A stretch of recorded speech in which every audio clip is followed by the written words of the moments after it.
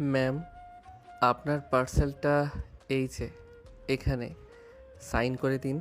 আমার আরও 10টা জায়গায় ডেলিভারি বাকি আছে। সাইন তো করবই, কিন্তু পার্সেলের জন্য নয়, আমাদের নিকা নামায়। আর্য, তুই কি ভেবেছিস আমি তোকে এত সহজে ছেড়ে দেব? ম্যাম, আপনি অফিসের মাঝখানে এসব কি পাগলামি করছেন? স্টাফরা শুনলে কি ভাববে? আমি আপনার কলেজের 2 বছরের জুনিয়র ছিলাম বলে কি এখন যা ইচ্ছে তাই করবেন? জুনিয়র ছিলি বলেই তো তোর ওপর আমার অধিকার বেশি। তুই যখন আমাদের ফেয়ারওয়েলের গিটার বাজিয়ে গান গাইছিলি সেদিন থেকেই তুই আমার। আজ এই অফিসেই কাজে ডেকেছি, তোকে বিয়ে করেই আমি আজ বাড়ি ফিরবো। অনামিকা আপু, আপনার মাথা ঠিক আছে তো? আমি একটা মেসে থাকি, পার্ট টাইম ডেলিভারি করি। আমার অসুস্থ মা বাসায় আমার পথ চেয়ে বসে আছেন। আমি কোনোভাবেই আপনাকে বিয়ে করতে পারবো না। আমার একটা বড় শারীরিক সমস্যা আছে। আমি কোনো দিন বাবা হতে পারবো না। আনিকা এবার কেবিনের দরজা লাগিয়ে দেয়। আর্যর কথা শুনে একটু না দমে বলে, বাবা হতে পারবি না তো কি হয়েছে? আমি কি তোকে বাচ্চার জন্য বিয়ে করছি? আমি তোকে ভালোবাসি, এটাই শেষ কথা। আমাদের অনেক টাকা আছে, দরকার হলে পরে ট্রিটমেন্ট করাবো, নয়তো একটা বাচ্চা অ্যাডপ্ট করব। সর্বনাশ! এ তো দেখি পাহাড়ের মতো অটল। একে কোনো অজুহাতেই টলানো যাবে না। অনামিকার নির্দেশে অফিসে সিকিউরিটি গার্ডরা দরজা পাহারা দিয়েছে। অনামিকা ফোন বের করে ওর বড় ভাইকে অফিসে ডেকে পাঠালো। ওর ভাইও ওই কোম্পানির পার্টনার। অনামিকা, তুই কি পাগল হয়ে গিয়েছিস? অফিসের মধ্যে এই পিচ্ছি ডেলিভারি বয়ের সাথে বিয়ে? ওর না আছে কোনো স্ট্যাটাস, না আছে কোনো পরিচয়। মা শুনলে হার্ট অ্যাটাক করবে। অর্ণব ভাই, আপনার বোনকে বোঝান। আমি একদম রাস্তার ছেলে। আমার নিজের একটা ঘর পর্যন্ত নেই। ওনাকে আমি খাওয়াবো কি? আমি তো নিজেই মায়ের ওষুধের টাকা জোগাতে হিমশিম খাই। অনামিকা টেবিল থেকে একটা কাচের পেপার ওয়েট হাতে নিয়ে বলে, ভাইয়া, তুমি যদি এই বিয়েতে সায় না দাও তবে আমি আজই নিজের কপাল ফাটিয়ে পুলিশে খবর দেব যে তোমরা সবাই মিলে আমাকে টর্চার করছো। কাজী সাহেব, আপনি আগে কাগজ বের করেন। বোনের এমন মারমুখী রূপ দেখে অর্ণব ভয় পেয়ে গেল। সে জানতো অনামিকা যা বলে তা করেই ছাড়ে। বাধ্য হয়ে সে কাজীকে ইশারা করলো। আর্য চোখে তখন পানি। সে ভাবল, আল্লাহ, মায়ের জন্য ওষুধ কিনতে এসে আমি নিজে কোন বিপদে ফেসে গেলাম। এরপর নিকা করানো হলো। আর্যর মাথায় বন্দুক ঠেকানো ছিল, তাই সে বাধ্য হয়ে বিয়ে করলো। নিকা শেষ হওয়ার পর অনামিকা জয়ের হাসিতে আর্যর কপালে একটা চুমু দিতে চাইল, কিন্তু আর্য রাগে মুখ ফিরিয়ে নিল। সে কেবিন থেকে বের হতে চাইলে আনিকার ভাই বাধা দিল। শোন ছোকরা, আমার বোনের কপাল ভালো যে তোকে পছন্দ করেছে। এখন থেকে সাবধানে থাকবি, একটু তেরাবি করলে তোকে গুম করে দিব। আপনারা টাকার জোরে যা খুশি তাই করছেন। এটা বিয়ে নয়, এটা জুলুম। জুলুমি সই। এখন তুই আমার। চল, আগে তোকে ড্রেস কিনে দিব, তারপর বাসায় নিয়ে যাব। আনিকা আর্যর হাত ধরে টেনে নিচে নামিয়ে ওর দামি গাড়িতে বসালো। আর্যর ফোনটা তখন অনবরত বাজছে। স্ক্রিনে ভেসে উঠছে মা। আর্যর বুকটা কেঁপে উঠল। মায়ের শরীর ভালো নয়। এ সময় সে বাসে না ফিরলে মা দুশ্চিন্তা করবেন। সে অনামিকাকে অনেক অনুরোধ করে বলল, আপু, আমার মা খুব অসুস্থ। আমাকে একবার বাসায় যেতে দিন। আমি প্রমিস করছি আমি পালাবো না। মায়ের ওষুধগুলো দিয়ে আমি নিজেই আপনার কাছে আসব। তুই যে পালাবি না তার গ্যারান্টি কি? আমার মায়ের কসম, আমি পালাবো না। আপনি চাইলে আপনার গার্ড আমার সাথে পাঠান। অনামিকা নিজের এক বিশ্বস্ত গার্ডকে আর্যের সাথে পাঠালো। আর্য বাসে গিয়ে মাকে ওষুধ খাইয়ে শান্ত করলো, কিন্তু মা যখন আর্যর পাঞ্জাবিতে আতরে ঘ্রাণ পেলেন আর আর্যের চোখে পানি দেখলেন, তিনি অবাক হয়ে গেলেন। আর্য কিছু না বলে চুপচাপ মায়ের কোলে মাথা রেখে শুয়ে রইল। সে বুঝতে পারছে না যে সে তার মায়ের থেকে এক বিশাল বড় পরিচয় গোপন করে রেখেছে। আর্য আসলে সাধারণ কোনো ছেলে নয়। তার মা দেশের একজন নামকরা প্রাক্তন বিজ্ঞানী, যিনি এখন অসুস্থতার কারণে আড়ালে আছেন।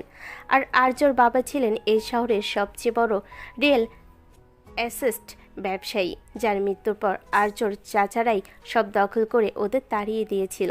আর্য ইচ্ছে করলেই ওই অনামিকাদের কোম্পানি চুটকিতে কিনতে পারে, কিন্তু সে ইচ্ছে করেই মাকে নিয়ে লুকিয়ে সাধারণ জীবনযাপন করছে। সে চায় না তার মায়ের শান্ত জীবনে আবার কোনো ঝড় আসুক। আর্যর মাথায় তখন আগ্নেয়গিরি জ্বলছে। অনামিকার গাড়টা বাসার নিচে দাঁড়িয়ে আছে যমদূতের মতো। মা ঘুমিয়ে যাওয়ার পর আর্য তার পুরনো ট্রাঙ্কটা খুলে একটা ল্যাপটপ বের করলো। মা জানতেন না আর্যর বাবা মরার আগে তার নামে বিদেশের এক ব্যাংকে একটা বিশাল অঙ্কের ট্রাস্ট ফান্ড রেখে গেছেন, যা আর্য 21 বছর বয়সের আগে খুলতে পারত না। আজই সেই দিন। আর্য ল্যাপটপ খুলে মাত্র কয়েকটা ক্লিকের মাধ্যমে নিজে সেই পরিচয় সচল করলো। সে এখন ছদ্মবেশী ডেলিভারি বয় নয়, সে এখন বিশ্বের অন্যতম বড় ইনভেস্টমেন্ট ফার্মের প্রধান। সে দেখল অনামিকার কোম্পানি 5% শেয়ার বর্তমানে বাজারে বিক্রি হচ্ছে। আর্য মুহূর্তের মধ্যে সেই সবটুকু শেয়ার নিজের নামে কিনে নিল। এখন সে অনামিকার অফিসের একজন অন্যতম বড় শেয়ার হোল্ডার। পরের দিন রাতে অনামিকা নিজের জিপ নিয়ে আর্যর বাসার সামনে হাজির। আর্য সাদা একটা টি শার্ট আর জিন্স পরে নিচে নেমে এলো। অনামিকা ওকে দেখে ভুরু কুচকে বলল, এই যে ডেলিভারি বয় সাহেব, যে ময়লা জামা পরে আমার বাড়িতে যাবে, লোকে দেখলে ভাবে আমি অফিসের পিয়নকে ধরে নিয়ে এসেছি। এই নে, এই ব্র্যান্ডেড স্যুটটা পরে আয়। আর্য পকেটে হাত দিয়ে তারা গলেই বলে, অনামিকা আপু, জোর করে বিয়ে করে বউ হতে পারছেন, কিন্তু আমার গায়ের জামা বদলাতে পারবেন না। আপনার ওই দামি স্যুটে আমার অ্যালার্জি আছে। ইচ্ছা হলে এভাবেই নিব, নয়তো আমি যাচ্ছি না। তুই খুব তেরা কথা শিখেছিস না? ভুলে যাস না আমি তোর কলেজের সিনিয়র, আর এখন তোর লিগ্যাল বউ। আমার কথার অবাধ্য হলে তোর ডেলিভারি কোম্পানির লাইসেন্স বাতিল করে দেব। বাতিল করে দিন, তখন আপনার ওই বিশাল রাজপ্রাসাদে বসে বসে আমি আপনার বাবার অন্ন ধ্বংস করব। রাজি তো? ফাজিল ছেলে, চল গাড়িতে বস। অনামিকা বিশাল ড্রয়িং রুমে আর্যকে দেখে ওর মা তো আকাশ থেকে পড়ল। অনামিকা দাপটের সাথে পরিচয় করিয়ে দিল। মা, এই আর্য আমার কলেজের জুনিয়র, আর এখন আমার হাজবেন্ড। অনামিকার মা কি বলবে বুঝতে পারে না। সে জানে তার মেয়ে কেমন, বুঝতে পারেনি এসব তার মেয়েরই কাজ।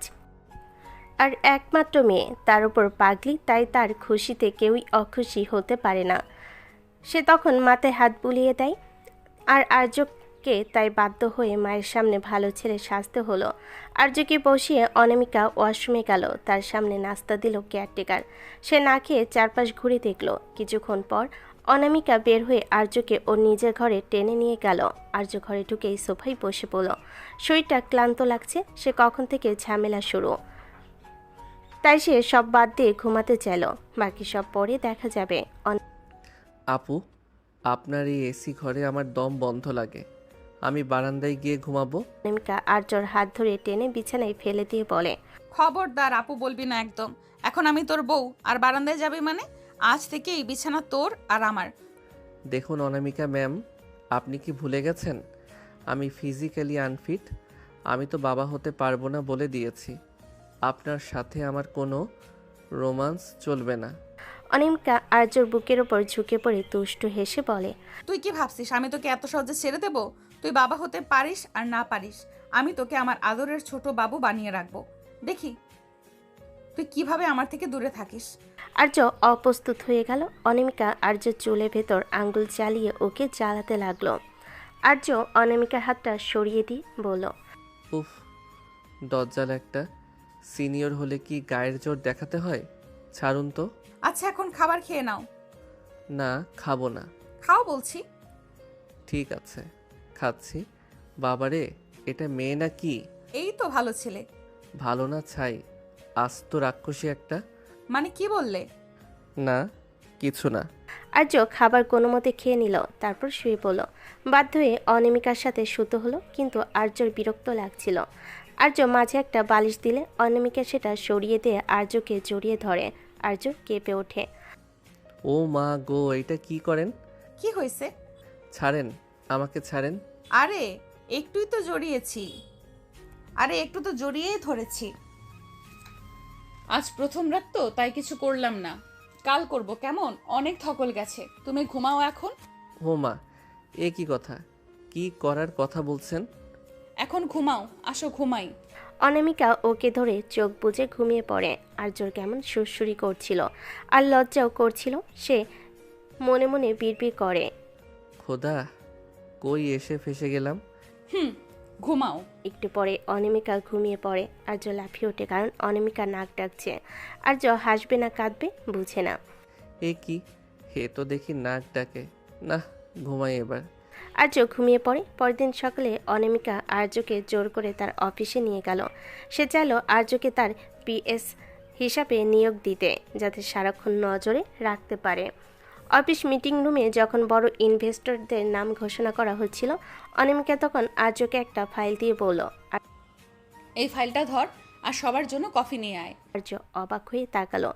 এই মেয়েটার রূপ পরিবর্তন করে ফেললো। কাল রাতে তো তুমি করে কথা বললো, এখন আবার?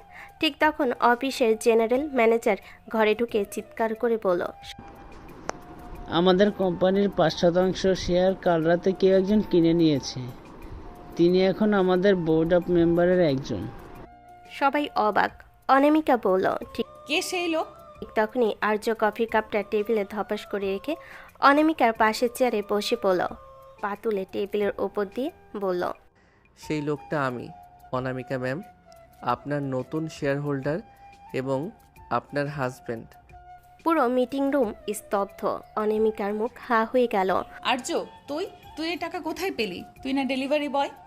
ডেলিভারি বয় ছিলাম শখ করে, কারণ আমার মা সাধারণ জীবন পছন্দ করেন, কিন্তু আপনি আমাকে দামি স্যুট পরাতে চেয়েছিলেন না। এই নিন, এখন আমি আপনার কোম্পানির সিদ্ধান্ত নেব।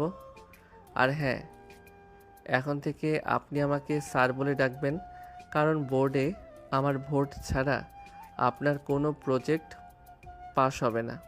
অনামিকা যেন আকাশ থেকে পড়ল। সে কিছুই বুঝতে পারছে না কি থেকে কি হলো, তবে এটাও বুঝতে পারছে যে তার বোঝার বড় ভুল ছিল। সে আর্যকে চিনতে ভুল করেছে। নিজেকে যেন তার বিশ্বাস করতে মন চাইছে। অনামিকা তখনই রেখে সেখান থেকে বের হয়ে যায়। অফিস থেকে ফেরার পথে অনামিকা গাড়িতে একটা কথা বলল না, ওর আগে লাল হয়েছিল।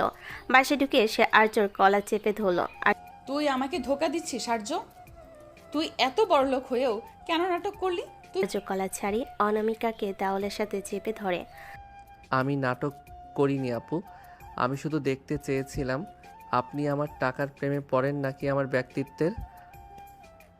আপনি তো জোর করে বিয়ে করলেন, এখন সামলান এই কোটিপতি জামাইকে। তুই খুব শয়তান হয়ে গেছিস। দাঁড়া, তোকে আজ এমন শাস্তি দেব যে সে আর কিনা ভুলে যাবি। বলে অনামিকা আর্যর কানে একটা থাপ্পড় দিয়ে বকতে বকতে ওয়াশরুমে চলে গেল। আর্য কানে হাত দিয়ে হাসতে হাসতে ভাবল, বউটা যেমন দজ্জাল, তেমনই কিউট, তেমনই পাগল, কিন্তু খেলা তো কেবল শুরু। কিন্তু আর্যর উপর অনামিকার রাগ যেন আরও কয়েকগুণ বেড়ে গেল। কিছুক্ষণ পর আর্য ড্রয়িং রুমে আয়েশ করে বসে ল্যাপটপে কাজ করছে, আর অনামিকা দূর থেকে ওর দিকে অগ্নিদৃষ্টিতে তাকিয়ে আছে। আর্য ল্যাপটপ থেকে চোখ না সরিয়েই বলে, এভাবে তাকিয়ে থাকলে কিন্তু নজর লেগে যাবে অনামিকা ম্যাম। চোখের পলক ফেলুন, নয়তো রাতে স্বপ্ন দেখে ভয় পাবেন। অনামিকা গটগট করে আর্যর সামনে এসে দাঁড়ায়। তোর সাহস তো কম না?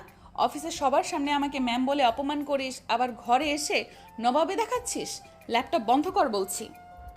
আমি এখন অফিসের কাজ করছি, আপনার কোম্পানির লস ঠেকাতে আমার এই কাজটা খুব জরুরি, তাই ডিস্টার্ব করবেন না। অনামিকা আর কোনো কথা না বলে আর্যর হাত থেকে ছো মেরে ল্যাপটপটা কেড়ে নিল এবং সোফার অন্য প্রান্তে ছুঁড়ে ফেলে দিল। আর্য অবাক হয়ে তাকালো। আপনি কি পাগল হয়ে গেছেন? ওটা ভেঙে গেলে কয়েক কোটি টাকার ডিল হাতছাড়া হবে। হোক গে কোটি টাকা, হোক গে কয়েক কোটি, তোর ওই ডিলের চেয়ে আমার হাজব্যান্ডের সাথে সময় কাটানো বেশি দামি। এখন ওঠ, ডিনার করবি, চল। আর্য বিরক্ত হয়ে ডাইনিং টেবিলে গিয়ে বসলো। এ মেয়ে ভালো পাগল আছে। আর্য ভেবেছিল জানার পর সে বোধহয় আর আর্যর চেহারা দেখতে চাইবে না, কিন্তু কাহিনী তো হলো উল্টা। সে ডিল বাদ করবে কোটি টাকার, কিন্তু আর্যর সাথে সময় কাটানো মিস করবে না। এমনি অনামিকা নিজের হাতে আর্যকে খাইয়ে দিতে চাইল। আর্য বিরক্ত হলো। দেখুন, আমার হাত আছে, আমি ছোট বাচ্চা নই যে আপনি আমাকে লোকমা তুলে খাওয়াবেন। তুই আমার জুনিয়র ছিলি, এখনো আমার কাছে পিচ্চিই আছিস। মুখ খোল বলছি, নয়তো কানের নিচে একটা দেব। আর্য বাধ্য হয়ে মুখ খুলল। অনামিকা মুচকি হেসে আদর করে আর্যর গাল টিপে দিল। আর্যর মেজাজ তখন তুঙ্গে। সে ভাবল, এই মেয়েটা কি কোনো দিন স্বাভাবিক হবে না? সারাক্ষণ শুধু দাদাগিরি আর প্রেমের পাগলামি। এ তো পুরো উন্মাদ আমার প্রেমে। শেষ করে আর্য রুমে গিয়ে ঘুমানোর প্রস্তুতি নিচ্ছে। সে ভেবেছিল আজ রাতে অন্তত শান্তিতে এক কোণে ঘুমাবে, কিন্তু অনামিকার পরিকল্পনা ছিল অন্যরকম।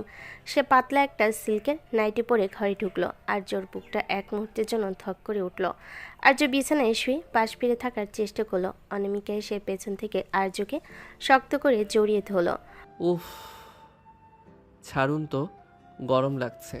আপনি এভাবে কেন চিপকে থাকছেন? গরম লাগলে এসি বাড়িয়ে দিচ্ছি, কিন্তু আমি তোকে ছাড়ছি না।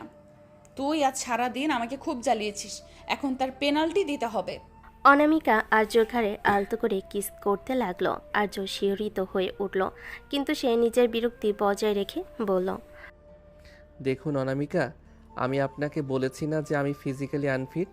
আপনি কেন অযথা চেষ্টা করছেন?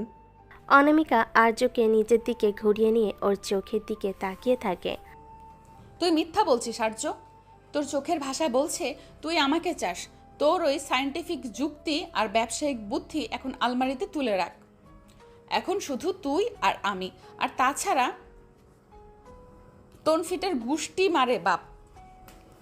আমি ফিটমিট চাই না, তোকে চাই। অনামিকা আর্য ঠোঁটে আঙ্গুল বুলি ওকে পাগল করে তুলতে লাগলো। আর্য নিজেকে নিয়ন্ত্রণ করার চেষ্টা করলো। অনামিকার মাদকতাময় সান্নিধ্যে সে হার মানতে শুরু করলো। অনামিকা জোর করে আর্যর উপর চড়াও হলো। সে আর্যর শার্টের বোতামগুলো একে একে খুলতে শুরু করলো।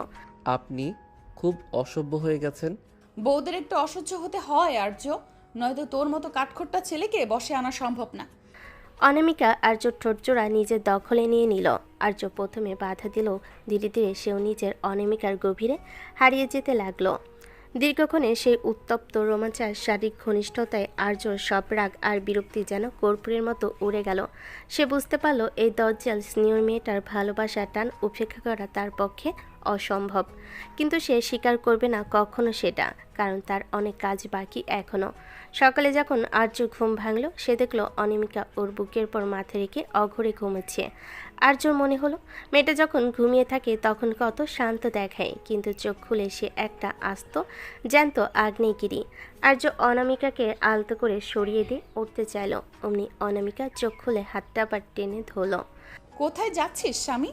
সকালের চাটা কি আমি বেডেই পাবো? স্বপ্ন দেখা বন্ধ করুন। আমি কোনো চা করতে পারবো না। আমি অফিসে যাচ্ছি, অনেক কাজ আছে। অফিসে তো যাবি, কিন্তু আগে আমাকে একটা কিস দিয়ে যা, নয়তো তোর ল্যাপটপের পাসওয়ার্ড আমি রিসেট করে দেব। আপনি একটা আস্ত ব্ল্যাকমেইলার।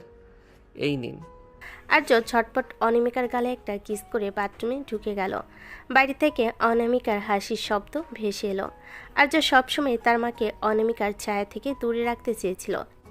সে জানতো অনামিকা একবার তার মায়ের হদিস পেলে পুরো ব্যাপারটাকে একটা পারিবারিক নাটকে রূপান্তর করবে, তার মাকে নিয়ে ব্ল্যাকমেল শুরু করবে। কিন্তু অনামিকা আর্যর ফোন থেকে চুপি চুপি ওর মায়ের বাসার ঠিকানা বের করে নিয়েছিল। সকালবেলা আর্য অফিসে একটা জরুরি মিটিংয়ে ব্যস্ত। এমন সময় অনামিকা অফিসের কাজ ফেলে সোজা আর্যর বাসায় হাজির। আর্যর মা রাজিয়া বেগম তখন বারান্দায় বসে বই পড়ছিলেন।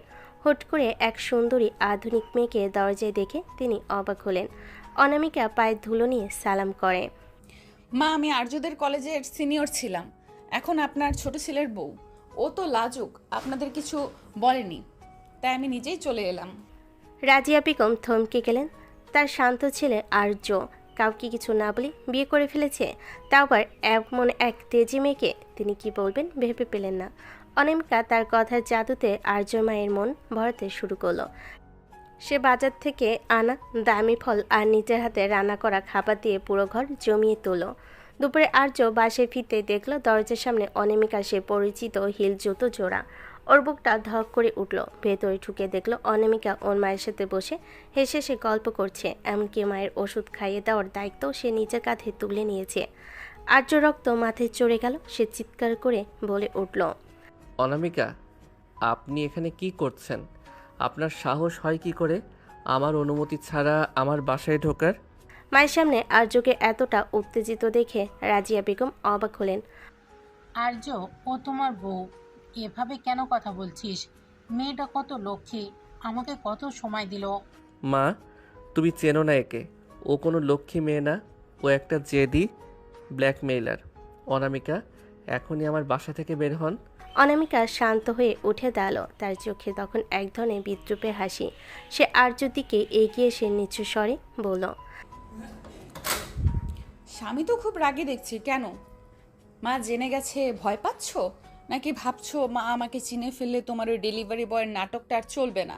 আর্য অনামিকাকে এক প্রকার টেনে হিসে তার ছোট্ট রুমটার ভিতর নিয়ে গেল এবং সজোরে দরজা আটকে দিল। আর্য দাঁতে দাঁত চেপে বলল, আপনার সমস্যা কি অনামিকা? আমার লাইফটা কি আপনার অফিসের ফাইল যে যখন খুশি উল্টা পাল্টা করবেন? কেন আমার মাকে এর মধ্যে টানলেন? অনামিকা আর্যর পাঞ্জাবির কলা ধরে নিজের দিকে টেনে নেয়। তোর লাইফ এখন থেকে আমার লাইফ আর্য। তুই আমাকে বিয়ে করেছিস, ভুলে যাস না। তুই আমাকে লুকিয়ে রাখবি আর আমি সেটা মেনে নিব? আমি তোকে সবার সামনে নিজের করে পেতে চাই। ভালোবাসা মানে দখলদারি নয় অনামিকা। আপনি বড়লোক বলে কি যা খুশি তাই করবেন? আমি আপনাকে ঘৃণা করি আপনার এই ব্যবহারের জন্য। ঘৃণা শব্দটি শুনে অনামিকার চোখ জলজল করে উঠল। সে আর্যকে ধাক্কা দিয়ে খাটের উপর ফেলে দিল এবং ওর উপরে চড়ে বসল। ঘৃণা করিস? কতটুকু ঘৃণা করিস দেখি। যত ঘৃণা করবি তত বেশি তোকে আমি কাছে টানবো। তুই কি ভেবেছিস চিল্লাইলে আমি ভয় পাবো? এই যে শোন, আজ থেকে আমি এখানেই থাকবো, তোর এই ছোট্ট ঘরে তোর সাথে। অসম্ভব। আমার মায়ের এখানে শান্তি দরকার। আপনি এখানে থাকলে তিলকে তাল করবেন। শান্তি তো আমি দেবই দেব মাকে, আর তোকে দেব অশান্তি। অনামিকা আর্যর উপর ঝুঁকে পড়ে ওর টি শার্টের নিচে হাত ঢুকিয়ে দিল। আর্য মুসরামুসি করতে লাগলো। ছাড়ুন অনামিকা, মা পাশের রুমে আছে, একটু তো লজ্জা পান। মা তো জানি আমরা বিবাহিত, লজ্জা পাওয়ার কি আছে? আর তুই যত বেশি ছটফট করবি আমি তত বেশি তোকে কষ্ট দেব। অনামিকা আর্যর কানে কামড় দিয়ে ধরল। আর্য ব্যথায় আর উত্তেজনায় কুঁকড়ে গেল। অনামিকা ওর ঠোঁটজোড়া কামড়ে ধরে এমনভাবে কিস করতে লাগলো যেন ও আর্যর সব রাগ শুষে নিতে চায়।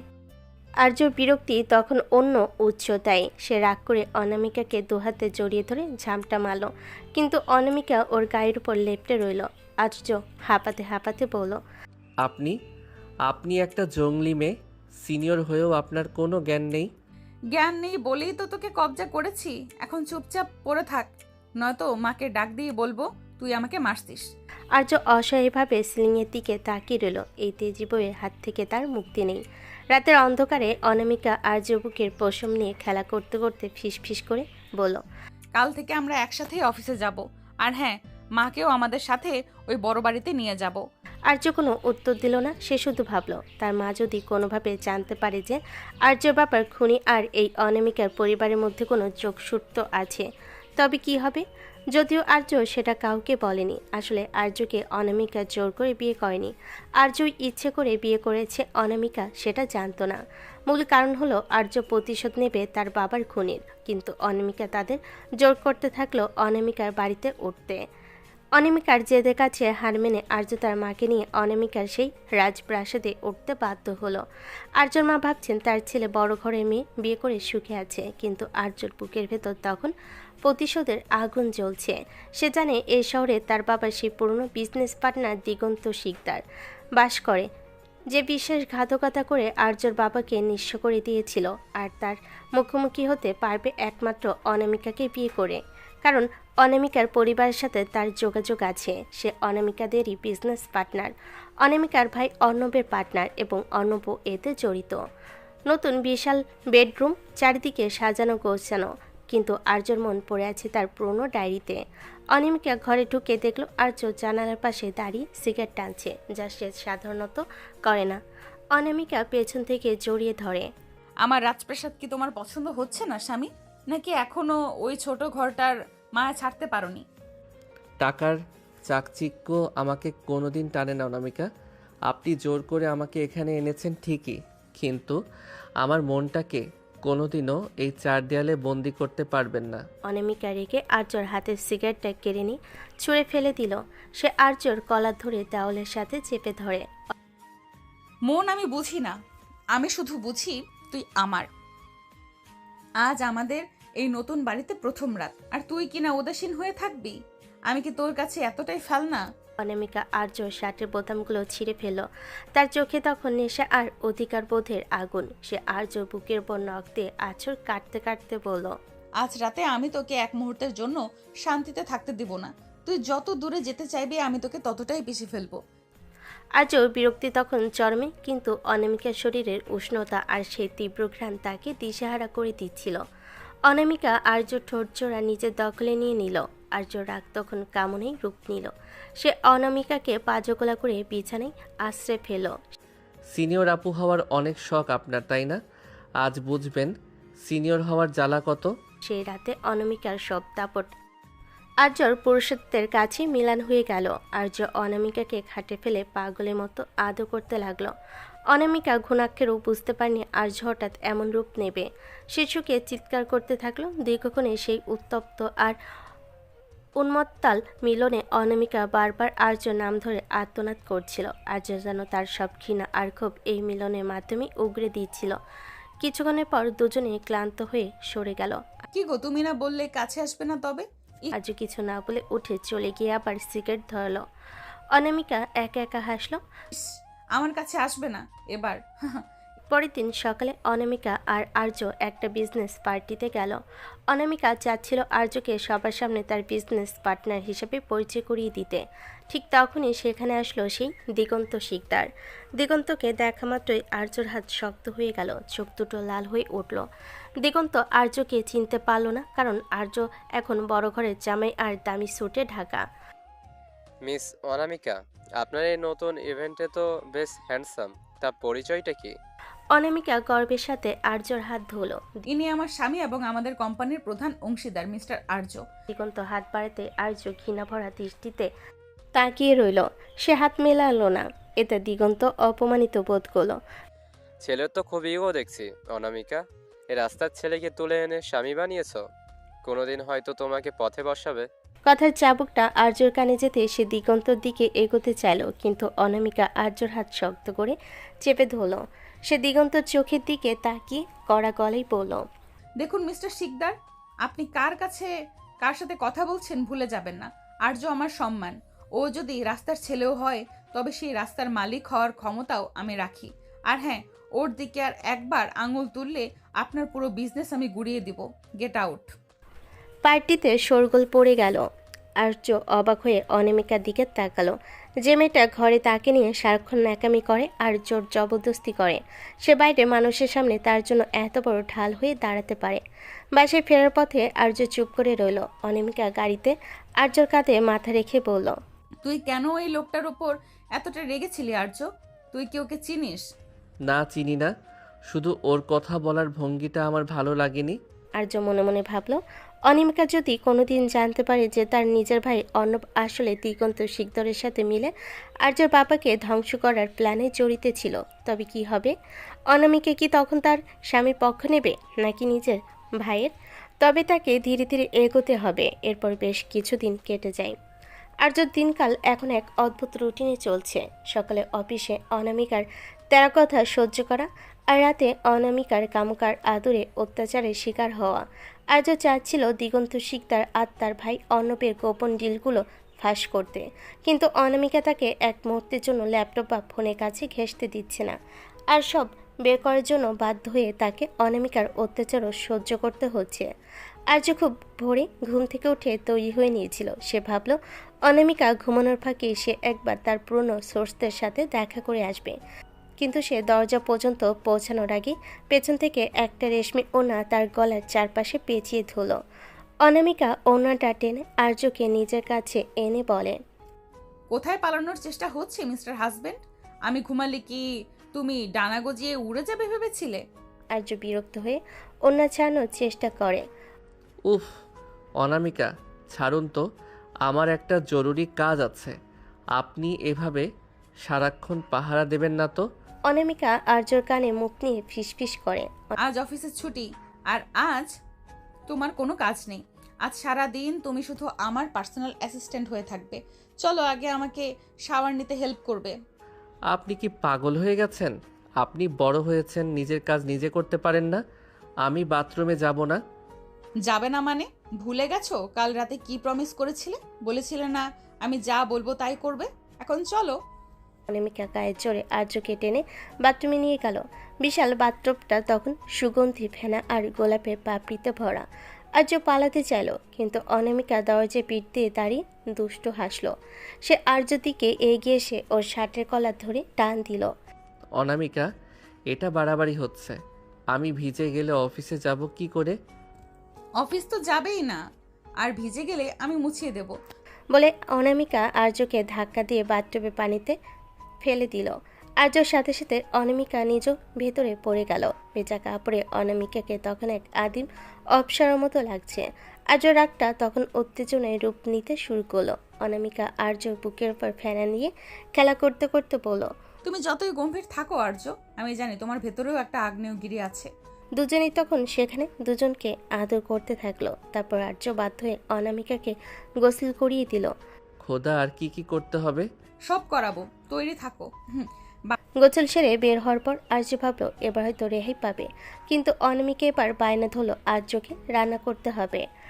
আমি রান্না করতে পারি না, আর আমাদের বাড়িতে তো বাবুর্চি আছে। আপনি কেন শুধু শুধু আমাকে খাটান? বাবুর্চির হাতের রান্না তো রোজই খাই। আজ আমি আমার স্বামীর হাতের খিচুড়ি খাবো। তুমি শুধু কাটাকুটি করে দেবে, আমি পাশে দাঁড়িয়ে ডেকোরেশন করে দেব।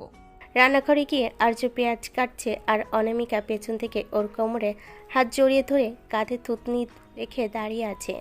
অনামিকা, ছাড়ুন। পেঁয়াজ কাটতে গিয়ে আমার চোখে জল আসছে, আর আপনি এভাবে ডিস্টার্ব করলে হাত কেটে যাবে।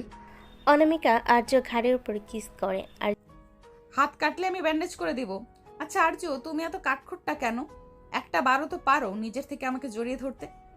আমি আপনার মতো ইমোশনাল ড্রামা করতে পারি না। আর তাছাড়া আপনি যেভাবে আমাকে জোর করে সব করান, তাতে ভালোবাসা তো দূরে থাক, বিরক্তি বেশি আসে। আর্যর এই রুক্ষ কথা শুনে অনামিকার মুখটা এক মুহূর্তের জন্য মিলান হয়ে গেল। সে আর্যকে ছেড়ে দিয়ে দূরে সরে দাঁড়ালো। বিরক্তি লাগে? ঠিক আছে, আজ থেকে আমি আর তোকে বিরক্ত করব না, তুই তোর মতো থাক। অনামিকা ঘর থেকে বেরিয়ে গেল। আর্যর বুকের ভেতর কেমন যেন একটা খচখচানি শুরু হলো। সে কি একটু বেশি বলে ফেলো? মেয়েটা তো শুধু তাকে একটু সময় দিতে চেয়েছিল। সারাদিন অনামিকা আর্যর সাথে একটাও কথা বলল না। এমনকি ডিনারের সময় সে নিজের ঘরে দরজা বন্ধ করে বসে রইল। আর্যর মা রাজিয়া বেগম এসে আর্যকে ধরলেন। আর্য, বৌমার সাথে কি ঝগড়া করেছিস? মেয়েটা বিকেল থেকে কিচ্ছু খায়নি, যা ওকে মানিয়ে আয়। আর্য অনিচ্ছা সত্ত্বেও অনামিকার ঘরে ঢুকলো। দেখলো অনামিকা বিছানে শুয়ে আছে, চোখ দুটো লাল। আর্য কাছে গিয়ে বসলো। অনামিকা, শুনুন, সরি, আসলে আমার মেজাজটা অন্য কারণে খারাপ ছিল। আপনি ডিনার করবেন না? অনামিকা কোনো উত্তর দিল না। আর্য যখন আবার ডাকতে গেল, অনামিকা হুট করে আর্যকে জড়িয়ে ধরে হাওমা করে কেঁদে দিল। তুই খুব খারাপ আর্য। আমি জানি তুই আমাকে মন থেকে মানতে পারিসনি। তুই শুধু তোর মায়ের জন্য আর আমার টাকার ভয়ে এখানে আছিস। তুই আমাকে ঘৃণা করিস। আর্য এবার আর নিজেকে ধরে রাখতে পারল না। সে অনামিকার চোখের পানি মুছে দিয়ে ওকে নিজের বুকের সাথে চাপটে ধরল। আমি আপনাকে ঘৃণা করি না অনামিকা, শুধু আপনার এই সিনিয়র ইমেজ আর জোর করাটা আমার ইগোতে লাগে। আসলে আমি আপনাকে পছন্দ করতে শুরু করেছি। পছন্দ করি শুনে অনামিকার কান্না থেমে গেল। সে ভেজা চোখে আর্যর দিকে তাকিয়ে দুষ্ট হাসি দিল। সত্যি? তবে তার প্রমাণ দাও। বলে অনামিকা আর্যকে বিছানায় শুয়ে দিল। তার রোমান্টিক পাগলামি আবার শুরু হলো। সে আর্যর ঠোঁট জোড়া নিজের দখলে নিয়ে নিল। আর্য এবার আর বাধা দিল না। সে নিজেও অনামিকার উন্মত্তায় ভালোবাসে সাড়া দিল। রাত যখন গভীর, অনামিকা যখন আর্যর বুকে মাথা রেখে অঘরে ঘুমোচ্ছে, আর্যর ফোনে একটা মেসেজ এলো। তার এক সোর্স পাঠিয়েছে অনবার দিগন্ত শিকদার আজ রাতের এক গোপন ডিল করছে। জায়গাটা ও পুরনো গোডাউন। আর্যর চোল শক্ত হয়ে এলো। রাত তখন, আর এটা পুরো প্রাসাদ নিস্তব্ধ। আর্য খুব সাবধানে অনামিকার জড়িয়ে থাকা হাতটা সরিয়ে দিল। অনামিকার গভীর ঘুমে ওর চেহারায় একটা প্রশান্তি।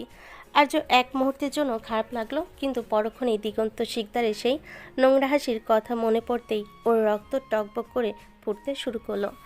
আর্য একটা কালো হুডি পরে কোমরে একটা ছোট্ট ছোড়া গুজে নিঃশব্দে জানালার পাইপ বেয়ে নিচে নেমে এলো।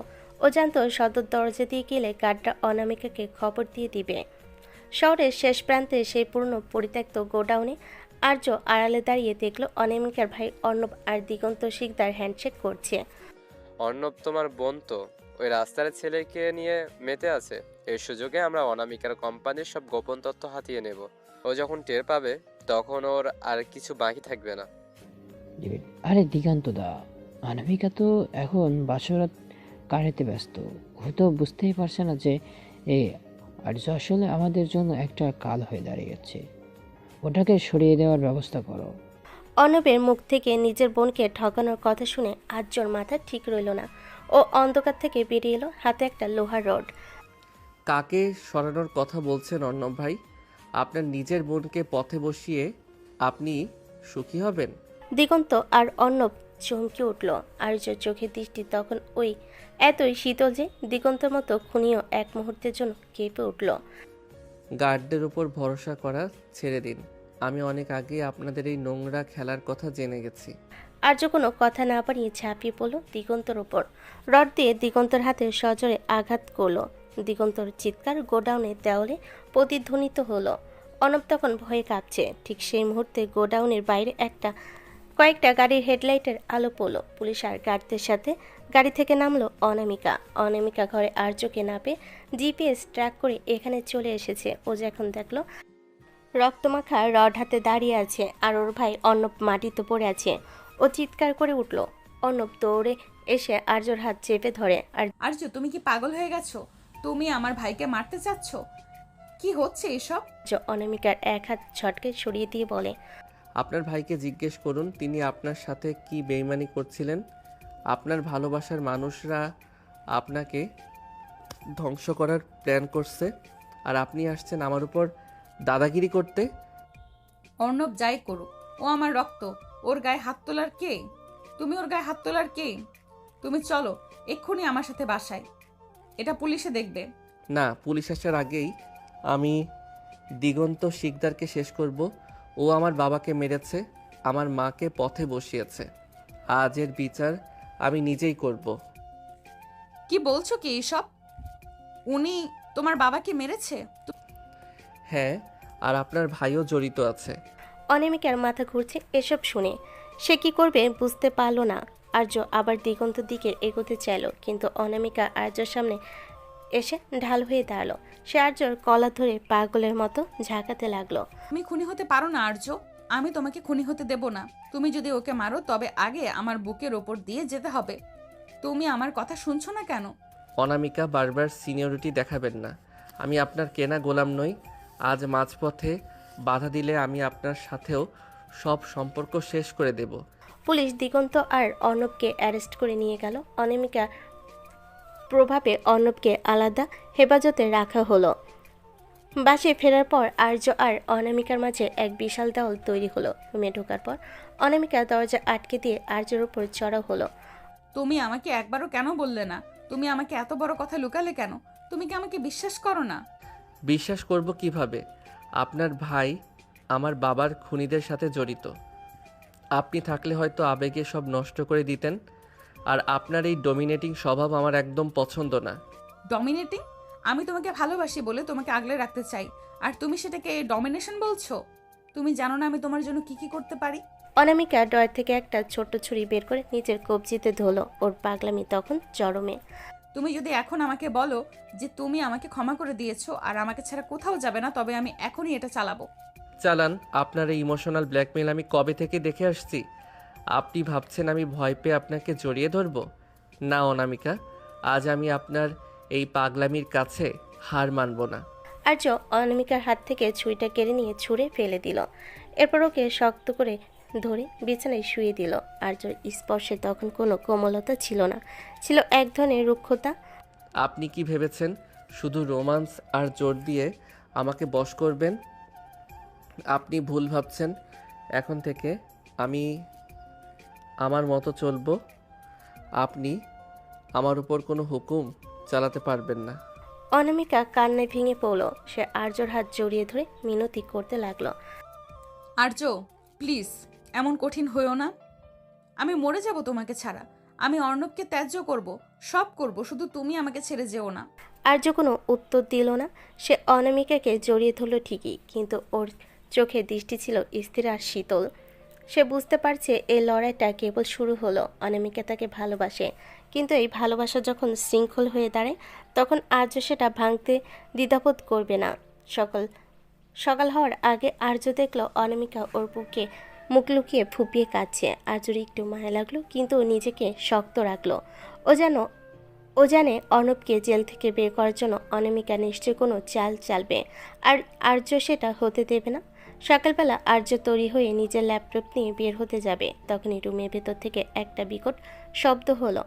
আর্য দৌড়ে রুমে ঢুকে দেখলো অনামিকা মেঝেতে পড়ে আছে, ওর কপালে আর মুখটা যন্ত্রণায় কুঁচকে আছে। অনামিকা, কি হয়েছে আপনার? পড়ে গেলেন কিভাবে?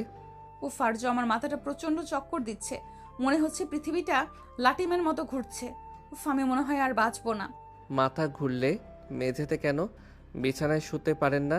দাঁড়ান, আমি ডাক্তার ডাকছি। না, কোনো ডাক্তার না, ডাক্তার দেখলে আমার প্রেশার আরো বেড়ে যায়। তুমি শুধু পাশে বসো। মাগো, আমার হার্ট মনে হয় বন্ধ হয়ে যাচ্ছে। আর্য দীর্ঘশ্বাস ফেলে অনামিকাকে পা জকলা করে বিছানায় শুয়ে দিল। ও বুঝতে পারছে এটা অনামিকার কোনো নতুন ড্রামা, কিন্তু মায়ের কথা ভেবে ঝুঁকি নিতে পারছে না। অনামিকা শুয়ে শুয়ে মিটমিট করে হাসছে। আর্য পাশে বসে কপালে জলপট্টি দিতে শুরু করলো। আর্য, আমার খুব শীত করছে, এসিটা বন্ধ করে আমাকে একটু জড়িয়ে ধরবে? ডাক্তাররা বলে হিউম্যান টাচ নাকি সব রোগের ওষুধ। ডাক্তাররা বলে নাকি আপনি বলছেন? এসি বন্ধ করলে আমি ঘেমে ভূত হয়ে যাব। চুপচাপ শুয়ে থাকুন। খুব নিষ্ঠুর তুমি। বউ মরো অবস্থায় আর তুমি এসির চিন্তা করছো?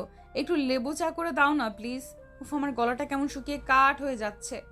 আর্য রান্নাঘরে গিয়ে লেবু চা করে আনলো। অনামিকা সেটা খেয়ে মুখ বাঁকিয়ে বলল, এতে চিনি কম হয়েছে, একটু খাইয়ে দাও না বাবু।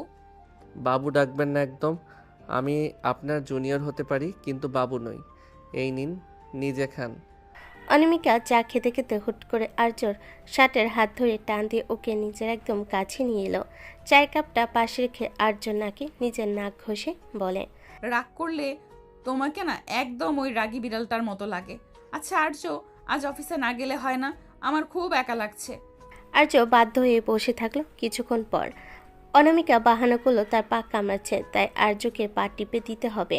আর্য কোনো উপায় না দেখে অনামিকার পা টিপতে বসলো। অনামিকা আপু, আপনার পা তো না যেন আস্ত লোহার খাম্বা, এত শক্ত কেন? অনামিকা পা দিয়ে আর্যকে একটা হাতকা লাথি মেরে, বউয়ের পা নিয়ে মশকরা ইয়ার কি না করে ভালো করে টিপে দাও। আর শোনো, আজ রাতে কিন্তু আমি খিচুড়ি খাবো না, তুমি আমার জন্য পিৎজা অর্ডার করবে আর নিজের হাতে স্লাইস করে খাইয়ে দেবে। পিৎজা খেলে আপনার প্রেশার আরও বাড়বে। আমি আপনাকে তিতা করলার জুস করে দিচ্ছি, ওটাই আপনার জন্য সেরা ট্রিটমেন্ট। তিতা করল্লা? তুমি কি আমাকে বিষ খাইয়ে মারতে চাও, যাতে তুমি একা একাই দিগন্ত শিকদারের সাথে ফাইট করতে পারো? আমি কিন্তু সব বুঝি। আর্যর হাসি পেয়ে গেল। অনামিকা যখন এমন পাগলামি করে তখন ওকে আসলেও ছোট বাচ্চার মতো লাগে। আর্য হাসতেই অনামিকা ওর বুকের উপর লাফিয়ে পড়ল। এই তো হেসেছো, তার মানে তুমি আর রাগ নেই। চলো এখন একটা রোমান্টিক মুভি দেখি। মুভি দেখার সময় নেই, আমাকে ওই গোডাউনের ফাইলগুলো চেক করতে হবে। ফাইল ফাইল আর ফাইল? ওই ফাইল কি তোমাকে রাতে আদর করবে, নাকি ফাইল তোমাকে কিস করবে? মুভি চলবে মানে চলবে। মুভি দেখতে দেখতে অনামিকা আর্য কাঁধে মাথা রেখে ঘুমিয়ে যাওয়ার ভান করলো। আর্য যখন ওকে কোলে তুলে বিছানায় শোয়াতে গেল, অনামিকা হুট করে আর্য গলার চারপাশে হাত পেঁচিয়ে ধরল। আজকের দিনটা কত সুন্দর না আর্য? কোনো ঝগড়া নেই, কোনো অফিস নেই, শুধু তুমি আর আমি। অনামিকা আর্য ঠোঁটে আঙ্গুল দিয়ে আলতো করে চাপ দিল। আর্যর শরীরের ভেতরে এক বিদ্যুৎ খেলে গেল। সে বুঝতে পারল অনামিকা সুস্থ, ও শুধু আটকে রাখার জন্য এই ফন্দি করছিল। কিন্তু আর্যর রাগ হলো না, বরং অনামিকার এই পাগলামিটা তার ভালোই লাগলো। আপনি একটা আস্ত শয়তান, মিথ্যে বলে আমাকে সারা দিন খাটিয়ে মারলেন। শয়তান বলেই তো তোকে কবজা করেছি। এখন বল, পেনাল্টি হিসেবে আমাকে কি দেবে? অনামিকা আর্যর টি শার্ট খুলে ফেলো। আর্য এবার আর বাধা দিল না। সে অনামিকাকে নিজের দোয়াতের মধ্যে পিষে ধরল। সিনিয়রের দাপটা জুনিয়রের তেজ মিলেমিশে এক হয়ে গেল। অনামিকা সেই উন্মাত্তাল চুমু আর আদরে আর্য সব ক্লান্তি ধুয়ে মুছে গেল। রাতের গভীরে যখন দুজনে শান্ত হয়ে শুয়ে আছে, আর্য ফোনে একটা অচেনা নাম্বার থেকে ভিডিও কল এলো। আর্য রিসিভ করতে দেখল তার মা রাজিয়া বেগম একটা চেয়ারে হাত পা বাঁধা অবস্থায় বসে আছে। আর পেছনে দাঁড়িয়ে আছে দিগন্ত শিকদারের লোক। মিস্টার রাজ্য, আপনার বউয়ের আঁচল ছেড়ে এবার একটু আসল খেলা দেখতে চলে আসুন। 1 ঘন্টার মধ্যে পুরনো ব্রিজের নিচে না এলে আপনার মার লাশ শিয়াল কুকুর খাবে। আর্যর রক্ত হিম হয়ে গেল। অনামিকা ফোন কেড়ে নিয়ে দেখলো ওর চিৎকার করে কান্না শুরু হলো। আর্য, মা, আমার জন্য মা বিপদে পড়লো। আমি এক্ষুনি ভাইয়াকে ফোন করছি। না, আপনার ভাইয়া নিজেই এই খেলার অংশ হতে পারে। আপনি ঘরে থাকুন, আজ আমি একা যাব। অনামিকা আর্যর পা জড়িয়ে ধরল। না আর্য, আমি তোমাকে একা যেতে দেব না। আমাকে সাথে নাও, নয়তো আমি নিজেই নিজের ক্ষতি করব। রাতের নিস্তব্ধতা চিরে আর্যর হুঙ্কার শোনা গেল। ও আর্য নয়, ও এখন এক জীবন্ত আগ্নেয়গিরি। কিন্তু অনামিকা ওকে জাপটে ধরল। আর্য, আমাকে ফেলে যেও না। আমি জানি দিগন্ত শিকদার কতটা নীচ। ও তোমাকে মারার জন্য ফাঁদ পেতেছে। আমাকে সাথে চলো। আমাকে আমার পাওয়ার আর পুলিশ ফোর্স ব্যবহার করো। পুলিশ আসার আগেই ওরা মাকে মেরে ফেলবে অনামিকা। আপনার ভাই অর্ণব ওদের সব খবর পৌঁছে দিচ্ছে। আমি কাউকে বিশ্বাস করি না। ছাড়ুন আমাকে। ঠিক আছে, তুমি যদি একা যেতে চাও তবে আমার লাশের উপর দিয়ে যাও। আর যদি আমাকে সাথে নাও তবে আমি কথা দিচ্ছি, আজ আর্যর নতুন বউ নয়, আজ দিগন্ত শিকদার অনামিকা চৌধুরীকে চিনবে। অনামিকার চোখে সেই আগুন দেখে আর্য আর ওকে না করতে পারল না। ও আলমারি থেকে নিজের পুরনো বাইকের চাবি আর একটা ধারালো ছুরি নিয়ে বের হলো। অনামিকা ও স্যুটের উপর একটা জ্যাকেট টেনে নিয়ে আর্যর বাইকের পেছনে গিয়ে বসলো। পুরনো ভাঙ্গা ব্রিজের নিচে চারিদিকে আবছা অন্ধকার। মাঝখানে একটা খুঁটির সাথে আর্যর মা রাজিয়া বেগমকে বেঁধে রাখা হয়েছে। দিগন্ত শিকদার ওখানে সোফায় বসে মদ আর হাসছে। কি রাজিয়া ভাবি, আপনার ছেলে তো বড় লোকের জামাই হয়ে আপনাকে ভুলে গিয়েছে। আজ দেখে আপনার সে সুপুত্র আপনাকে বাঁচাতে আসে কিনা। ঠিক তখনই বাইকের গগন বিতাড়ির শব্দে পুরো এলাকা কেঁপে উঠল। আর্য বাইক থেকে নেমেই পাগলের মতো দৌড়ে আসতে চাইল, কিন্তু চারপাশ থেকে 4-5 জন গুন্ডা ওকে ঘিরে ধরল। দিগন্ত, হিম্মত থাকলে আমার সাথে লড়াই কর। আমার মার গায়ে হাত দিলে তোকে আমি জ্যান্ত কবর দেব। আরে বাহ বাহ, ডেলিভারি বয় তো তেজ অনেক। অর্ণব দেখ তোর জামাইবাবু কি বলছে। অন্ধকার থেকে অর্ণব বেরিয়ে এলো। ওর হাতে একটা পিস্তল। অনামিকা এটা দেখে নিজের জায়গায় থমকে গেল। ও ভাবতেও পারেনি ওর নিজের ভাই এতটা নিচে নামবে। অনামিকা অর্ণবের সামনে গিয়ে বলল, অর্ণব, তুই নিজের মার মতো মানুষটার সাথে এটা করেছিস? আমি তোকে নিজের হাতে শেষ করব। অর্ণব তখন অনামিকার দিকে পিস্তল তাক করলো। ঠিক সেই মুহূর্তে অনামিকা ওর পার্স থেকে পেপার স্প্রে বের করে অর্ণবের চোখে মারল। অর্ণব ব্যথে কুকড়ে যেতেই অনামিকা ওকে একটা সজোরে চড় মেরে পিস্তলটা কেড়ে নিল। অন্যদিকে আর্য তখন গুন্ডাদের সাথে খালি হাতে লড়াই করছে। একজনের হাত ভেঙে দিয়ে সে তার রডটা কেড়ে নিল। আর্যর গায়ে তখন অসুরের শক্তি। সে দিগন্তর দিকে এগোতে লাগলো। তোর শেষ সময় চলে এসেছে দিগন্ত। দিগন্ত ভয় পেয়ে পালানোর চেষ্টা করলো, আর অনামিকা পিস্তল দিয়ে দিগন্তর পাশে গুলি করলো। এক পাও নড়বে না দিগন্ত শিকদার। আজ থেকে এই চৌধুরী সাম্রাজ্যের শত্রু মানে আমার শত্রু। তুই আমার স্বামীকে জ্বালিয়েছিস, এখন তার মাসুল দে। আর্য দৌড়ে গিয়ে মায়ের বাঁধন খুলে দিল। রাজিয়া বেগম আর্যকে জড়িয়ে ধরে কাঁদতে লাগলেন। ঠিক তুই এসেছিস, আমি জানতাম তুই আসবি। মা সরি, আমার জন্য তোমার এই অবস্থা হলো। সেই সময় অর্ণব পেছন থেকে একটা পাথর নিয়ে আর্যকে মারতে গেল। অনামিকা সেটা দেখে ফেলে আর্যর সামনে এসে দাঁড়ালো। পাথরটা অনামিকার কপালে লাগলো। রক্তে ভিজে গেল ওর মুখ। অনামিকা, আর্যর ভেতরটা যেন ছিঁড়ে গেল। সে অনামিকাকে ধরে মাটিতে বসে পড়ল। আর্য সেই কাঠখোট্টা ভাবটা নিমিশেই ওধাও। সে অনামিকার মুখটা নিজের হাতে নিয়ে পাগলের মতো বলতে লাগলো, কেন করলেন এটা? কেন আমার সামনে এলেন? অনামিকা, চোখ মেলুন। সিনিয়রের দায়িত্ব তো জুনিয়রকে বাঁচানো। আচ্ছা আর্য, এখন তো বলবে যে তুমি আমাকে ভালোবাসো। আর্যের চোখ দিয়ে প্রথমবারের মতো জল পড়ল। সে অনামিকার কপালে একটা দীর্ঘ চুমু দিয়ে বলল, আমি আপনাকে অনেক ভালোবাসি অনামিকা। আপনি ছাড়া আমি অসম্পূর্ণ। প্লিজ আমাকে ছেড়ে যাবেন না। পুলিশ এসে দিগন্ত আর অর্ণবকে নিয়ে গেল। অনামিকাকে হাসপাতালে নেওয়া হলো। ওর কপালে 3টা সেলাই পড়েছে, ব্যান্ডেজ মাথায় নিয়ে সে যখন কেবিনে শুয়ে আছে, আর্য পাশে বসে আপেল কাটছে। আর্য, আমার ব্যান্ডেজটা কি খুব বাজে লাগছে? আমি কি আর সুন্দরী নেই? আপনি একটা আস্ত পাগল। মাথার উপর পাহাড় ভেঙে পড়লেও আপনার রূপচর্চার চিন্তা গেল না। কেন যাবে না? এখন তো তুমি আমাকে ভালোবাসো বলে স্বীকার করেছো। এখন আমাকে সুন্দরী হতে হবে না। এখন থেকে আমি তোমাকে দিয়ে পা টিপে নেব, রান্না করাবো, আর সারা দিন আমাকে কিস করতে হবে। হ্যাঁ, সব করব। এমনকি আপনার ওই সিনিয়র তকমাটাও আমি মেনে নিলাম। মেনে নিলে? তবে এক্ষুনি একটা ডেমো দাও। নার্স আসার আগেই আমাকে একটা আদর করো তো। আর্য লজ্জে লাল হয়ে গেল। সে জানালার দিকে তাকিয়ে বলল, মা বাইরে দাঁড়িয়ে আছে অনামিকা। মা তো আমার দিকেই। মা চায় তার ছেলে একটু রোমান্টিক হোক। আসো না গো। আর্য অনিচ্ছা সত্ত্বেও নিচু হয়ে অনামিকার ঠোঁটে আলতো করে ঠোঁটে ছোঁয়া দিল। অনামিকা খিলখিল করে হেসে উঠল আর আর্য গাল টিপে দিল। আর্য আর অনামিকার এই যুদ্ধ তো শেষ হলো, কিন্তু অর্ণবের এই বিশ্বাসঘাতকতা কি অনামিকা ক্ষমা করতে পারবে? এভাবেই কেটে গেল কিছুদিন। সকালবেলা আর্য অফিসে কিছু ফাইল নিয়ে বসেছিল। দিগন্ত শিকদার জেলে যাওয়ার ওর প্রজেক্টগুলো এখন আর্যর হাতে। ঠিক তখনই অনামিকা রুমে ঢুকলো।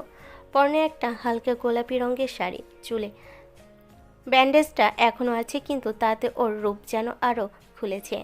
অনামিকার হাতে দুটো বিমানের টিকিট। আর্য ফাইল থেকে চোখ না সরিয়ে বলে, টিকিট দিয়ে কি হবে? আমাদের তো এখন অনেক কাজ বাকি। অনামিকা আর্য ল্যাপটা সজোরে বন্ধ করে দিল। কাজ আমি বুঝি না।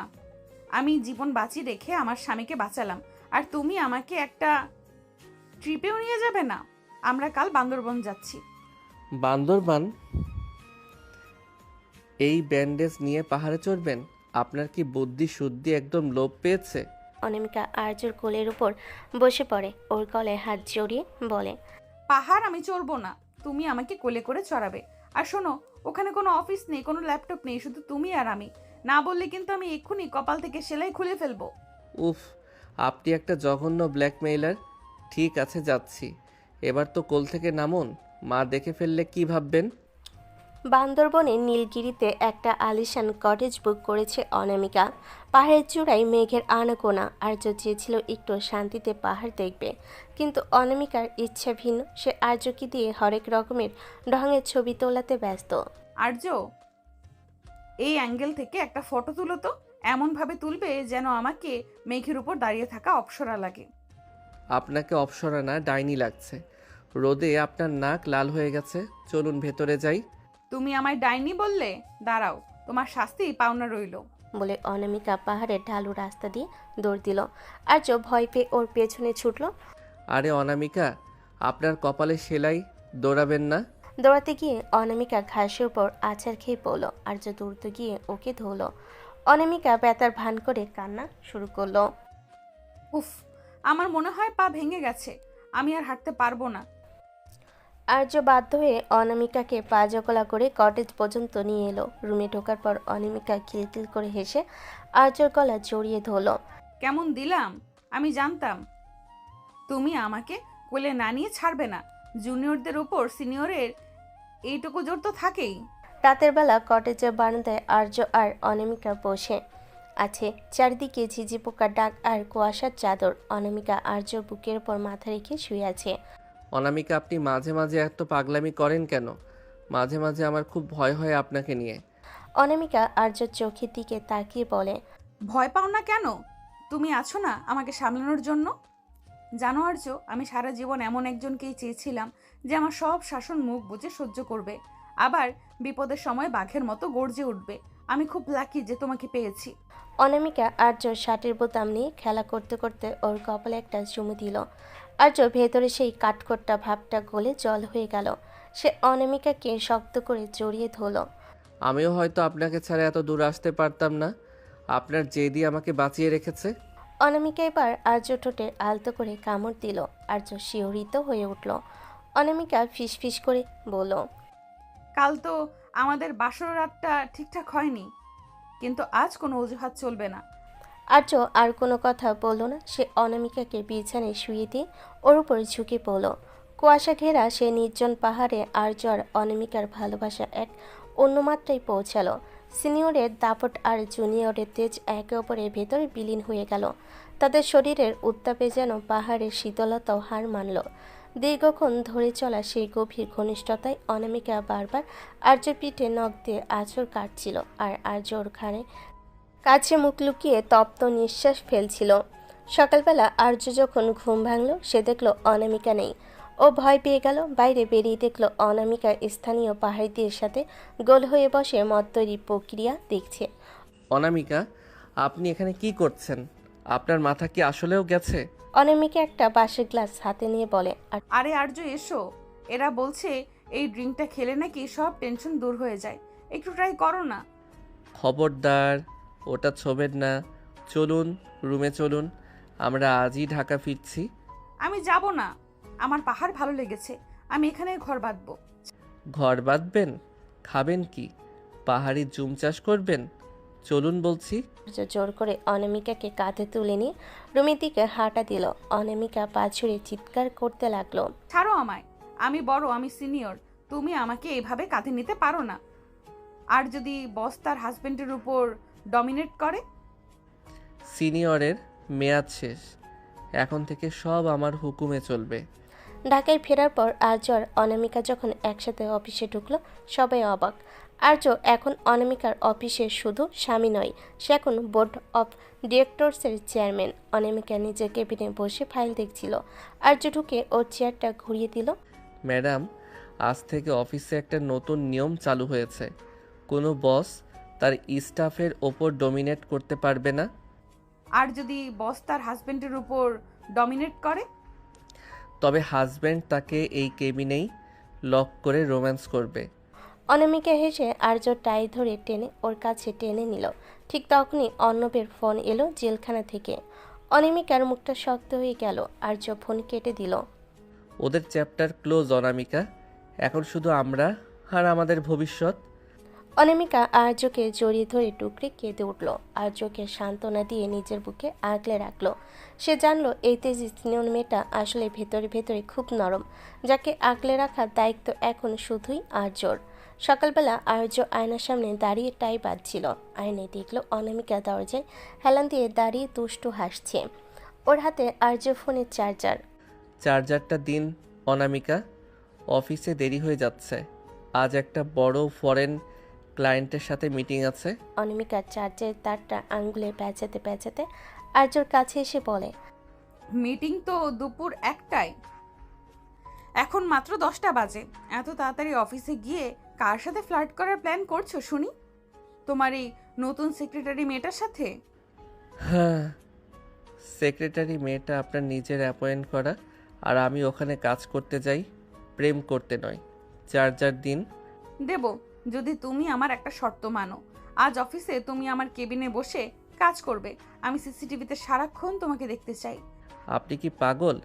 অফিসের লোক হাসাহাসি করবে, আমি আপনার আঁচল ধরার স্বামী হয়ে থাকতে পারবো না। দিন বলছি। আর্য চার্জারটা কেড়ে নিতে গেল, কিন্তু অনামিকা চট করে চার্জারটা নিজের নাইটির ভেতর লুকিয়ে ফেলল। আর্য থমকে গেল। অনামিকা ভ্রু নাচিয়ে বলল, নাও, হিম্মত থাকলে বের করে নাও।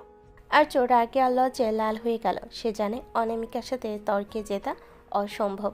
সে কোনো কথা না বলে ঘর থেকে বেরিয়ে যেতে চাইল। অনামিকা পেছন থেকে জড়িয়ে ধরে খিলখিল করে হেসে উঠল। আরে রাগ করো কেন? তুমি রাগলে তো তোমাকে আরো কিউট লাগে। আচ্ছা যাও, এই নাও তোমার চার্জার, কিন্তু লাঞ্চে আমি যা পাঠাবো তাই খেতে হবে, কোনো বাইরের খাবার চলবে না।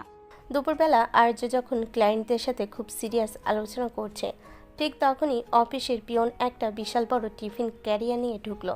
সাথে একটা চিরকুট। আর্য চিরকুট খুলে দেখলো তাতে বড় বড় অক্ষরে লেখা, সবটুকু খাবে বাবু, না খেলে রাতে ঘরে ঢুকতে দেব না। ইতি তোমার কিউট বস। ক্লায়েন্টরা আর্যর দিকে তাকিয়ে মুচকি হাসছে। আর্যর ইচ্ছে করছিল মাটির নিচে ঢুকে যেতে। সে কোনো মতে মিটিং শেষ করে অনামিকার কেবিনে ঢুকলো। অনামিকা, এসব কি? অফিসের পিয়নের সামনে আপনি ওসব চিরকুট লেখেন কেন? আমার মান সম্মান বলে কিছু রাখলেন না? অনামিকা চেয়ারে পা তুলে বসে আপেল খেতে খেতে বলে, সম্মান দিয়ে কি হবে, পেট ভরাটাই আসল। আর শোনো, আজ রাত্রে আমাদের বাড়িতে একটা ছোট্ট পার্টি আছে। আমি একটা থিম ড্রেস চুজ করেছি, আমরা দুজনে ম্যাচিং করে পরবো। আমি কোনো থিম ড্রেস পরবো না, আমি সিম্পল শার্ট প্যান্ট পরবো। অনামিকা দাঁড়িয়ে আর্যর টাই ধরে টেনে নিজের মুখের কাছে এনে বলে, তুমি কি ভুলে গেছো আমি তোমার সিনিয়র? সিনিয়রের হুকুম অমান্য করার শাস্তি জানো তো? সারা রাত বারান্দায় দাঁড়িয়ে থাকতে হবে। রাতের পার্টিতে অনামিকা আর্যকে জোর করে একটা রাজকীয় মেরুন কালারের শেরওয়ানি পরালো আর নিজে পরলো একই রঙের ভারী কাজের লেহেঙ্গা। পার্টিতে সবাই ওদের জুটির প্রশংসা করছে, কিন্তু অনামিকার নজর সারাক্ষণ আর্যর দিকে। আর্য কোনো মেয়ের সাথে কথা বলে অনামিকা সেখানে গিয়ে হাজির হয়। পার্টির এক কোণে আর্যর এক পুরনো বান্ধবী রিয়ার সাথে দেখা হলো। রিয়া আর্যর হাত ধরে কথা বলছিল। দূর থেকে অনামিকার চোখ দিয়ে যেন সেই আগুন বের হতে লাগলো। সে সোজা সেখানে গিয়ে আর্যর হাত নিজের হাতের ভেতর পুরে নিল। হাই রিয়া। আর্যর কথা বলা শেষ হলে ওকে একটু আমাদের কাছে দেবে? আসলে ওর বউ হিসাবে আমার ডিমান্ড একটু বেশি, তো তাই ওকে এক মুহূর্ত চোখের আড়াল করতে পারি না। রিয়া অপ্রস্তুত হয়ে চলে গেল। আর্যর আগে গজগজ করতে করতে বলল, আপনি খুব বেশি করছেন অনামিকা, ও আমার জাস্ট ফ্রেন্ড ছিল। ফ্রেন্ডের হাত ধরার দরকার কি? হাত ধরার জন্য তো আমি আছি। চলো ডান্স ফ্লোরে চলো। আর্যকে একরকম টেনে হিঁচড়ে ডান্স ফ্লোরে নিয়ে গেল অনামিকা। রোমান্টিক মিউজিকের তালে অনামিকা আর্য বুকের উপর লেপ্টে রইল। আর্যর রাগটা ধীরে ধীরে কমতে লাগলো। অনামিকার গায়ে সেই চেনা সুগন্ধ আর চোখের মায়ে আর্য আবার হার মানল। পার্টি শেষ হওয়ার পর অনামিকা আর্যকে নিয়ে রুমে ঢুকলো। আর্য খুব ক্লান্ত ছিল। সে সোফায় বসতে চাইল, কিন্তু অনামিকা দরজা লক করে দিয়ে চাবিটা ডয়ারে ফেলে দিল।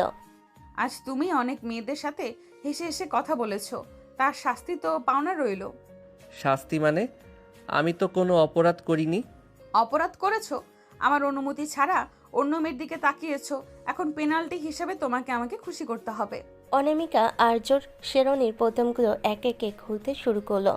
আর্যর হার্টবিট বেড়ে গেল। সে অনামিকাকে জড়িয়ে ধরল।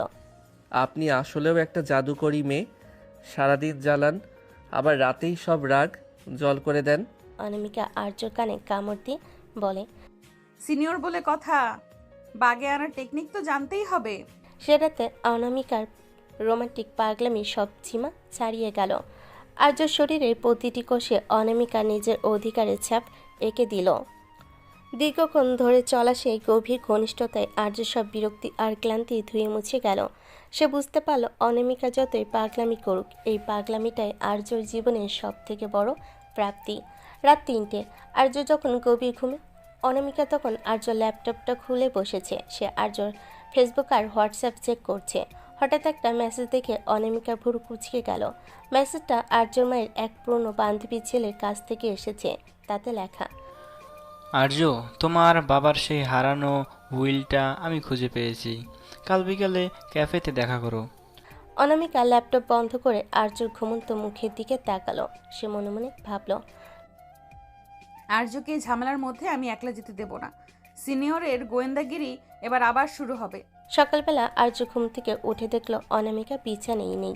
সাধারণত অনামিকা বেলা পর্যন্ত ঘুমায়, কিন্তু আজ সে আগেভাগেই উঠে তৈরি। আর্য বাথরুমে যাওয়ার জন্য পা বাড়াতে দেখল দরজার উপর একটা বড় পোস্টার লাগানো। আজকের দিনে স্বামীর জন্য 5টি নিয়ম। 1. ব্রেকফাস্টে নিজের হাতে আমাকে খাইয়ে দিতে হবে। 2. আমার জন্য নীল রঙের একটা শাড়ি পছন্দ করে দিতে হবে। সারাদিন অন্তত 10 বার আমাকে আই লাভ ইউ বলতে হবে। 4. কোনো বাইরের কল ধরা যাবে না। 5. রাতে বাড়ি ফেরার সময় আমার প্রিয় চকলেট ডাবা কেক আনতে হবে। আর্য হো হো করে হেসে উঠল। সে বুঝল অনামিকা তাকে ব্যস্ত রাখতে চাইছে, যাতে সে ওই ক্যাফেতে একা যেতে না পারে। আর্য অনামিকাকে পেছন থেকে জড়িয়ে ধরে। আপনার এই নিয়মগুলো তো বেশ কঠিন অনামিকা আপু, বিশেষ করে ওই চকলেট কেকের বিষয়টা। অনামিকা ঘুরে আর্য নাকে নিজের নাক ঘষে। কঠিন না হলে সিনিয়রের শাসন হবে কি করে? আর শোনো, আজ বিকেলে আমার সাথে একটু শপিংয়ে যেতে হবে, কোনো বাহানা চলবে না। আর্য মনে মনে ভাবল, বিকেলে তো আমার ওই ক্যাফেতে যাওয়ার কথা। অনামিকা নিশ্চয়ই কিছু টের পেয়েছে। রাজি হওয়ার ভান করে অনামিকাকে আদর করে ব্রেকফাস্ট টেবিলে নিয়ে এলো। ব্রেকফাস্টে অনামিকা আর্যকে দিয়ে ডিম পোজ আর স্যান্ডউইচ বানিয়ে নিল। আর্য যখন লোকমা তুলে অনামিকার মুখে দিচ্ছিল, অনামিকা দুষ্টামি করে আর্যর আঙ্গুলে কামড় দিল। আহ, আপনি কি মানুষ না রাক্ষসী? আঙুলটাই তো খেয়ে নিতেন। রাক্ষসী তো, তোমার মতো মিষ্টি জামাই পেলে যে কেউ কামড়ে দেবে। আচ্ছা আর্য, তুমি কি আজ বিকেলে কোথাও যাবে? আর্য একটু থতমত খেয়ে যায়। না তো, কেন? আপনি তো শপিংয়ের কথা বললেনই। মিথ্যে বলা শিখেছো আমার কাছে? দাঁড়াও বাছা, মজা দেখাচ্ছি। বিকাল 4টে। আর্য কোনো মতে অনামিকাকে একটা পার্লারে বসিয়ে রেখে চলল সেই ক্যাফেতে। সে জানতো না অনামিকা পার্লারের পেছনের দরজা দিয়ে বেরিয়ে অলরেডি একটা বোরকা পরে ক্যাফেতে হাজির। আর্য ক্যাফেতে বসে তার বাবার বন্ধুর ছেলে আকাশের জন্য অপেক্ষা করছে।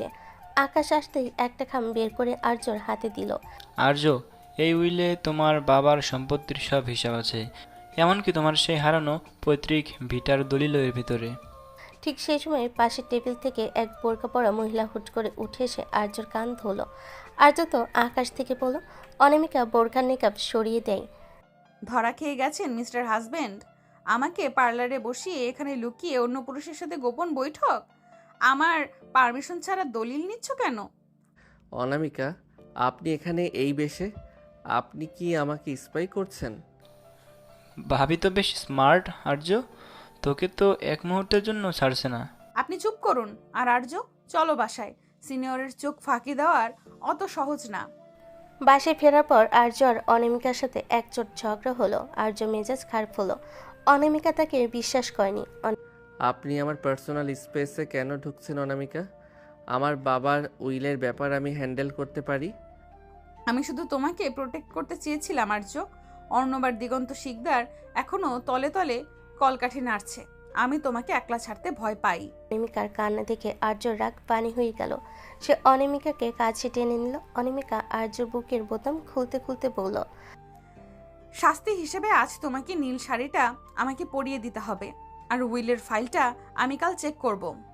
আর্য হেসে দিল। সে আলমারি থেকে নীল শাড়ি বের করে অনামিকাকে পরিয়ে দিতে শুরু করলো। শাড়ি পরানোর ওসিলায় আর্য অনামিকার উন্মুক্ত কোমরে হাত রাখতে অনামিকা শিউরে উঠল। শাড়ি পরানো তো অনেক কঠিন কাজ, এর জন্য তো একটা বড় পুরস্কার পাওয়া উচিত। পুরস্কার তো পাবেই, তবে আগে কুচিগুলো ঠিক করো। আর্য অনামিকাকে নিজের কাছে টেনে নিয়ে নিবিড়ভাবে কিস করতে লাগলো। নীল শাড়িতে অনামিকাকে তখন নীলপরির মতো লাগছিল। সেই রাতে উইলের রহস্য ছাপিয়ে জয় হলো ওদের ভালোবাসার। আর্য বুঝতে পারলো অনামিকা যতই পাগলামি করুক, ওর এই গোয়েন্দাগিরির পেছনে আছে আর্যকে হারানোর ভয়ে।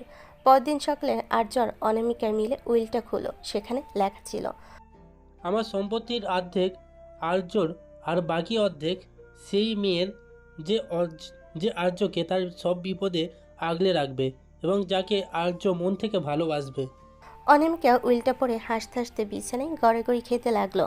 দেখেছো, তোমার বাবাও জানতেন আমি আসব। এখন তো আমি অফিসিয়ালি তোমার অর্ধেক সম্পত্তির মালকিন। এখন থেকে তোমার সব টাকা আমার। টাকা তো আপনারই ছিল অনামিকা ম্যাম, আপনি তো জোর করে আমাকেই কিনে নিয়েছেন। কিনে নিয়েছি মানে? আমি তো তোমাকে লিজে নিয়েছি সারা জীবনের জন্য। এখন চলো ওই পৈতৃক ভিটা দেখতে যাব। ওখানে গিয়ে আমরা আবার নতুন করে বাসর করব। সকালবেলা আর্য তৈরি হয়ে জিপ গাড়িতে উঠতে যাবে। ঠিক তখনই অনামিকা রাজকীয় এক সাজে বারান্দায় এসে দাঁড়ালো। পরনে লাল পাড়, সাদা শাড়ি, কপালে বড় লাল টিপ আর হাতে একগুচ্ছ কাছের চুড়ি। ওকে দেখে মনে হচ্ছে 80 দশকের কোনো বনেদি বাড়ির বউ। অনামিকা, আমরা কোনো শুটিংয়ে যাচ্ছি না, আমরা একটা পুরনো ভাঙা বাড়ি উদ্ধার করতে যাচ্ছি। এই ভারী শাড়ি পরে আপনি ওখানে হাঁটবেন কি করে? অনামিকা নিচে নেমে এসে আর্যর হাত ধরে, হাঁটবো না তো তুমি আমায় কোলে তুলে নেবে। আর শোনো, ওই বাড়ির আসল মালিকের বউ আমি, তাই এন্ট্রিটা হতে হবে একদম রাজকীয়। চলো। আর্য দীর্ঘশ্বাস ফেলে গাড়ি স্টার্ট দিল। অনামিকা গাড়িতে সারা রাস্তা আর্যকে এটা সেটা খাইয়ে দিচ্ছে আর গান গাইছে। আর্যর বিরক্তি লাগলো অনামিকার ওই উচ্ছল হাসি দেখে। সে আর কিছুই বলতে পারল না। পুরান ঢাকার সেই সংকীর্ণ গলির ভেতরে গাড়িটা, চারিদিকে লতাপাতা আর শ্যাওলা জমে আছে। গেটের সামনে আসতেই দেখা গেল দুজন লাঠিয়াল গাড়িটা পাহারা দিচ্ছে। ওরা দিগন্ত শিকদারের পুরনো লোক। এই যে বাবু, কার বাড়ি ঢুকে পড়েছেন? এটা এখন শেখদার সাহেবের সম্পত্তি, যান নিয়ে পালান। আর্যর রক্ত মাথায় চড়ে গেল। সে কিছু বলার আগেই অনামিকা গাড়ির হর্ন বাজাতে বাজাতে নিচে নামলো। এই যে 2 পয়সার গুন্ডারা, তোদের শিকদার সাহেব এখন জেলের ঘানি টানছে। এই নে আদালতের নোটিশ আর উইলের কপি। আর যদি এক পা এগিয়েছিস তবে তোদের হাড়গোড় ভেঙে এই ড্রেনে ফেলে দেব। অনামিকার এমন তেজি রূপ দেখে লাঠিয়ালটা থমকে গেল। আর্য লাঠিয়ালদের কলা ধরে একপাশে সরিয়ে দিয়ে গেটের তালা ভেঙে ভেতরে ঢুকলো। অনামিকা পেছনে পেছনে এসে বলল, বাড়িটা তো বেশ বড় আর্য, কিন্তু চারদিকে যা ধুলো, আমার তো সর্দি হয়ে যাবে। আমি বলেছিলাম না আপনাকে আসতে হবে না, এখন দাঁড়িয়ে থাকুন, আমি ভেতরটা চেক করে আসছি। কাভি নেহি, আমি তোমাকে একলা ছাড়ছি না। বাড়ির ভেতরে ঢুকে আর্য সোজা তার বাবার লাইব্রেরি ঘরে গেল। পুরনো আস্তরণ সরাতে এক গোপন লকার দেখতে পেল। আর্য পাসওয়ার্ড দেওয়ার চেষ্টা করছে কিন্তু খুলছে না। অনামিকা আর্যর কাঁধে থুতনি রেখে বলে, পাসওয়ার্ড কি তোমার জন্ম তারিখ নাকি তোমার মার? সব ট্রাই করেছি, হচ্ছে না। আমার বিয়ের তারিখটা দিয়ে দেখো তো। তোমার বাবা হয়তো জানতে নেই পাসওয়ার্ডটা শুধু তোমার বউই খুলতে পারবে। আর্য হেসে অনামিকার কথা মতো ওদের বিয়ের তারিখ প্রেস করলো। টুম করে শব্দ হয়ে লকারটা খুলে গেল। আর্য আর অনামিকা দুজনে স্তম্ভিত। ভেতরে এক গাদা সোনার গহনা আর একটা ডায়েরিতে লেখা আছে দিগন্ত শিকদার কিভাবে আর্যর বাবার খাবারে বিষ মিশিয়েছিল এবং অর্ণব কিভাবে সেই ডিলটা সাকসেসফুল করেছিল। আর্য ডায়েরিটা বুকে চেপে ধরে। পেয়েছি, আজ আমার বাবার খুনের সব প্রমাণ আমার হাতে। দিগন্ত আর অর্ণব এবার আর রক্ষা পাবে না। অনামিকা আর্যর হাত শক্ত করে ধরল। ওর চোখেও জল। আমি সাথে আছি আর্য, সব সময়। হঠাৎ অনামিকার মুড চেঞ্জ হয়ে গেল। সে আর্যর দিকে তাকিয়ে বলল, আচ্ছা আর্য, এই লাইব্রেরিটা বেশ রোমান্টিক না? চারদিকে পুরনো বইয়ের ঘ্রাণ আর আবছা আলো। একটা কিস করো না।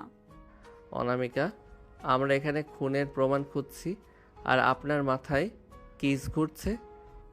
খুনের প্রমাণ তো পেয়ে গেছো, এখন একটু বউয়ের খেয়াল রাখো। দেখো ধুলায় তোমার শাড়িটা নষ্ট হয়ে গেছে। অনামিকা আর্যর সাথে কলা ধরে নিজের দিকে টেনে নিল। আর্য আর নিজেকে সামলাতে পারল না। সেই ধুলোমাখা পূর্ণ লাইব্রেরিতে বাবার স্মৃতিমাখা ঘরে মাঝখানে সে অনামিকার ঠোঁটে নিবিড়ভাবে হারিয়ে গেল। সিনিয়রের সেই জেদি ভালোবাসা আর্য সব দুঃখ ভুলিয়ে দিল। আর্য সন্ধ্যায় ঠিক করলো তারা আজ রাতে বাড়িটা পরিষ্কার করে এখানে থাকবে। মাকেও ফোন করে জানিয়ে দিল। অনামিকা নিজের হাতে একটা ঘর পরিষ্কার করলো। সে মোমবাতি জ্বালিয়ে সারা ঘর সাজালো। বিদ্যুৎ নেই এখানে, আপনি মোমবাতি জ্বালিয়ে বসে আছেন। বিদ্যুৎ দিয়ে কি হবে? আজ আমরা মোমবাতির আলোয় ডিনার করব। আর শোনো, আজ কিন্তু আমি মেঝেতে ঘুমাবো না, তুমি আমাকে তোমার কোলের উপর নিয়ে বসে থাকবে। আপনি আসলেই একটা পাগলি।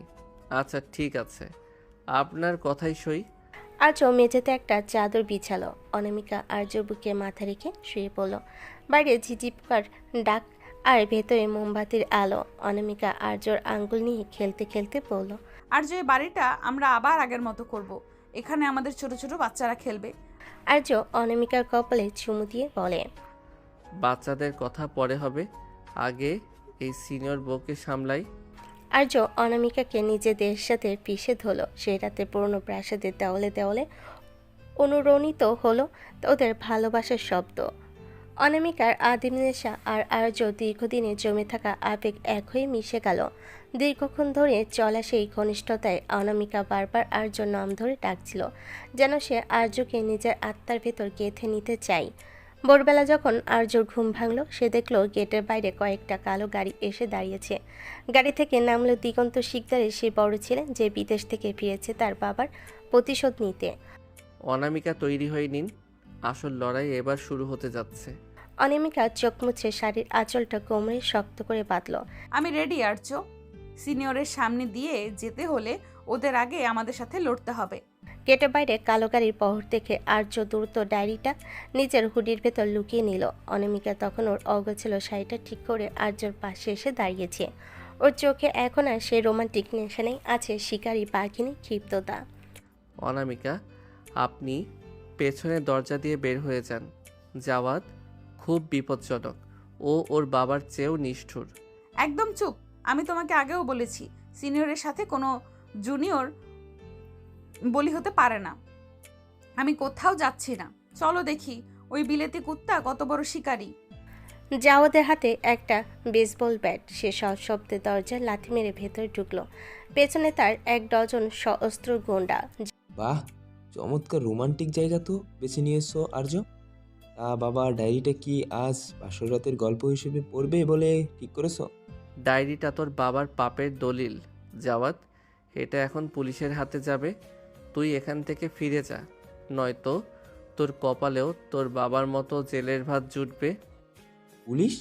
পুলিশ আসার আগে এই পুরনো বাড়ির তোর আর তোর এই সুন্দরী বইয়ের খবর হবে। আর এটা দে, নয়তো তোর সামনেই অনামিকাকে তুলে নিয়ে যাব। জাওয়াদের এই নোংরা কথা শুনে আর্য রক্ত মাথায় চড়ে গেল, কিন্তু আর্য কিছু করার আগেই অনামিকার সামনে এগিয়ে গেল। অনামিকা হুট করে ওর শাড়ির আঁচলটা কোমরে এক পাক দিয়ে ভালো করে খুঁট দিয়ে বাঁধল। তারপর হাতের কাছে চুড়িগুলো ঝনঝন করে ভেঙে ফেলল। এই যে লন্ডনী বাদর, তোমার সাহস তো কম না। আমার সামনে দাঁড়িয়ে আমার হাজবেন্ডকে থ্রেট দিচ্ছ আর আমাকে তুলে দিবি? আয় দেখি তোর কত জোর। অনামিকা হুট করে লাইব্রেরি কোণ থেকে একটা পুরনো পিতলের ফুলদানি তুলে জাওয়াদের দিকে ছুঁড়ে মারল। জাওয়াদ মাথা সরিয়ে নিল। ফুলদানিটা তার এক গুন্ডার নাকে লাগলো। অনামিকা, আপনি এটা কি করলেন? দাঁড়িয়ে থাকো না আর্য, মার শুরু করো। আমি ডান দিক সামলাচ্ছি, তুমি বাম দিক। আর্য আর দেরি করলো না, সে একটা কাঠের চেয়ার ভেঙে জাওয়াদের গুন্ডাদের উপর ঝাঁপিয়ে পড়ল। আর্যর খুশি আর লাথিতে গুন্ডারা ধরাশায়ী হতে শুরু করলো। অন্যদিকে অনামিকা কোনো অংশে কম নয়। সে লঙ্কার গুঁড়ো যা সে সবসময় ব্যাগে রাখে বের করে জাওয়াদের চোখে স্প্রে করে দিল। জাওয়াদ চোখ চেপে ধরে চিৎকার করে, আহ, আমার চোখ! শয়তান মেয়ে, তোকে আমি ছাড়বো না। ছাড়বি না মানে? আগে চোখে পানি দে, তারপর কথা বলিস। অনামিকা একটা পুরনো ভারী হারিকেন দিয়ে জাওয়াদের পিঠে সজোরে আঘাত করলো। জাওয়াদ মাটিতে পড়ে কুঁকড়ে গেল। পুরো ঘর তখন রণক্ষেত্রে পরিণত হয়েছে। আর্য শেষ গুন্ডাটাকে জানালার কাছ দিয়ে বাইরে ফেলে দিয়ে হাঁপাতে হাঁপাতে অনামিকার কাছে এলো। অনামিকার কপালে ঘাম, শাড়ির এক পাশ ছিঁড়ে গেছে, কিন্তু ওর মুখে জয়ের হাসি। আর্য অনামিকাকে জড়িয়ে ধরে। আপনি তো আসলেও রণচণ্ডী। আমি তো জানতাম আপনি শুধু বকবক করতে পারেন। বকবক তো করি, তবে দরকারে মানুষের হাড়ও চিবাই। এখন ওই জাওয়াদকে বেঁধে ফেলো। আর্য জাওয়াদকে দড়ি দিয়ে চেয়ারের সাথে বাঁধল। ঠিক তখন পুলিশের সাইরেন শোনা গেল। আর্য সেই গোপন সোর্স পুলিশ নিয়ে হাজির হয়েছে। জাওয়াদ আর তার দলবলকে পুলিশ ভ্যানে তোলা হলো। পুলিশ চলে যাওয়ার পর আর্য আর অনামিকা বিধ্বস্ত অবস্থায় সেই লাইব্রেরি মেঝেতে বসে পড়ল। আর্য অনামিকার মুখটা নিজের হাতে তালুর মধ্যে নিয়ে ওর কপালে একটা দীর্ঘ চুমু দিল। থ্যাংক ইউ অনামিকা, আপনি আজ না থাকলে হয়তো আমি নিজেকে সামলাতে পারতাম না। আবার থ্যাংক ইউ? আমি কি তোমার বাইরের কেউ? সিনিয়রের সম্মান তো জুনিয়রকেই রক্ষা করতে হবে। আচ্ছা আর্য, আমার খুব পানির পিপাসা পেয়েছে। আর্য উঠে পানি আনতে যাচ্ছিল, কিন্তু অনামিকা ওর হাত টেনে আবারও নিচে বসিয়ে দিল। পানির চেয়েও বড় একটা ডিমান্ড আছে। আজ তুমি আমায় কথা দিয়েছিলে না এই বাড়িতে আমরা আবার বাসর করব? কাজ তো শেষ, এখন কথা রাখো। এই অবস্থায় আপনার গায়ে তো ধুলোবালি, কপালে চোট। ধুলোবালি সই, আজ এই বিজয়ের রাতে আমি তোমাকে এক মুহূর্তের জন্যও ছাড়বো না। আর্য অনামিকাকে কোলে তুলে নিয়ে সে পরিষ্কার করা রুমটাতে এলো। মোমবাতিগুলো তখনও জ্বলছিল। আর্য অনামিকাকে বিছানায় শুয়ে দিয়ে ওর ভেজা চুলে ঘ্রাণ নিল। অনামিকা আর্য শার্টের বোতাম খুলতে খুলতে বলল, আর্য, এখন থেকে এই বাড়িটা হবে আমাদের ভালোবাসার দুর্গ। এখানে কেউ আমাদেরকে ডিস্টার্ব করতে পারবে না। আর্য অনামিকার ঠোঁট জোড়া নিজে দখলে নিয়ে নিল। সেই রাতে ঝগড়া, মারামারি আর প্রতিশোধের সব তিক্ততা ধুয়ে মুছে গেল ওদের উষ্ণ মিলনে। অনামিকা আর্যর পিঠের উপর নখ দিয়ে গভীর আঁচড় কাটছিল, আর আর্যর উন্মুক্ত ঘাড়ে নিজের অস্তিত্বের ছাপ এঁকে দিচ্ছিল। দীর্ঘক্ষণ ধরে চলা সেই গভীর ঘনিষ্ঠতায় অনামিকা বারবার ফিসফিস করে বলছিল, তুমি শুধু আমার আর্য, চিরকালের জন্য শুধু আমার। পরদিন সকালে সূর্য যখন উঠল, আর্য দেখল অনামিকা শান্ত শান্তিতে ওর বুকে মাথা রেখে ঘুমাচ্ছে। আর্য মনে মনে ভাবল, এই সিনিয়র মেয়েটা আমার জীবনটাকে নরক বানাতে চেয়েছিল, কিন্তু ওই এখন আমার স্বর্গ। আর্যর অনামিকার জীবনে এখন সব ঝামেলা শেষ, কিন্তু অনামিকার মাথায় তখন নতুন ভূত চাপে। তখন শান্তি মানে এক কাল্পনিক শব্দ। আর্যর পৈতৃক ভিটা উদ্ধারের পর ওরা এখন ঢাকায় নিজেদের প্রাসাদে ফিরেছে। আর্য ভেবেছিল এবার হয়তো একটু শান্তিতে ব্যবসায় মন দিতে পারবে, কিন্তু অনামিকা তো সিনিয়র শিক্ষিক, আর অত সহজে আর্যকে কাজে মন দিতে দেয়। সকালবেলা আর্য ঘুম থেকে উঠে দেখলো ওর সব দামি দামি স্যুট আর শার্ট আলমারি থেকে গায়েব। সেখানে রাখা আছে অদ্ভুত সব ঢিলেঢালা সুতির পাঞ্জাবি আর পায়জামা। অনামিকা, আমার স্যুটগুলো কোথায়? আজ জাপানিজ ক্লায়েন্টদের সাথে আমার মিটিং। আপনি কি পাগল হয়ে গেছেন? অনামিকা হাতে একটা করলার জুসের গ্লাস নিয়ে রুমে ঢুকে। পাগল হব কেন? আমি রিসার্চ করে দেখেছি টাই স্যুট পরলে মানুষের মেজাজ খিটখিটে থাকে। আজ থেকে তুমি এই পাঞ্জাবি পরে অফিসে যাবে। আর হ্যাঁ, সকালের নাস্তায় পরোটা কাবাব ক্যান্সেল। এই যে তোমার অমৃত তিতা করলার জুস। করলার জুস? আমি এটা কোনোদিন খাবো না। আপনি নিজে খেয়ে দেখুন ওটা কতটা বিষাক্ত। সিনিয়রের হুকুম। আজ থেকে তোমার হেলথ আমি কন্ট্রোল করব। তুমি দিন দিন খুব ফর্সা আর কিউট হয়ে যাচ্ছ। বাইরের মেয়েরা নজর দেয়। তিতা খেলে গায়ের রং একটু চাপা হবে, তখন আমার টেনশন কমবে। হে আল্লাহ, নজর লাগার ভয়ে কেউ স্বামীকে তিতা খাওয়ায়? অনামিকা, আপনি দিন দিন মেন্টাল হয়ে যাচ্ছেন। দুপুরবেলা অনামিকা হুট করে অফিসে হাজির। আর্যর কেবিনে দেখলো আর্যর সেক্রেটারির জন্য ওর জন্য কফি নিয়ে এসেছে। অনামিকা চিল্লানি শুরু করলো। এই যে মিস, কফি নিয়ে আসছো কেন? জানো না আর্যর ক্যাফেন নিষেধ? যাও এক গ্লাস ডাবের পানি নিয়ে আসো। আর আর্য, চলো আজ আমরা লাঞ্চ বাইরে করব না, আমি তোমার জন্য নিজ হাতে রান্না করে এনেছি। আর্য ভয়ে ঢোক গেল, কারণ অনামিকা জীবনে কোনোদিন ডিম ভাজিও ঠিকমতো করেনি। টিফিন ক্যারিয়ার খুলতে দেখা গেল গোটা গোটা আস্ত আলু আর কাঁচামরিচ দিয়ে একটা তরকারি, যা দেখতে অনেকটা মহাপোলাওয়ের মতো। অনামিকা, এটা কি? আলুগুলো তো সেদ্ধই হয়নি। অনামিকা চামচ দিয়ে আর্যর মুখে জোর করে ঢুকিয়ে দিল। কাঁচা সবজিতে ভিটামিন বেশি, চিবিয়ে খাও, তোমার হাড় শক্ত হবে।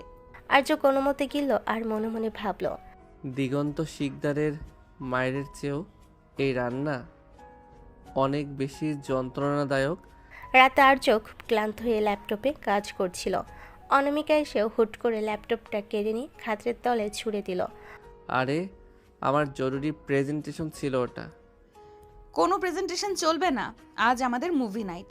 আমরা হিমশৈল মুভিটা দেখব। ওটা তো একটা স্যাড মুভি, আপনি তো সারাক্ষণ কাঁদবেন। কাঁদলে তুমি আমায় মুছিয়ে দেবে। আর শোনো, মুভি দেখার সময় তুমি আমাকে পিঠে চড়িয়ে সারা ঘর ঘুরবে। আপনি কি ছোট বাচ্চা? আমি ঘোড়া হব কেন? জুনিয়র হিসেবে সিনিয়রের মনোরঞ্জন করা তোমার দায়িত্ব না? ওঠো বলছি। অগত্যা আর্য অনামিকাকে পিঠে নিয়ে সারা ঘর ঘুরল। অনামিকা ওর কান টানছে আর হাসছে।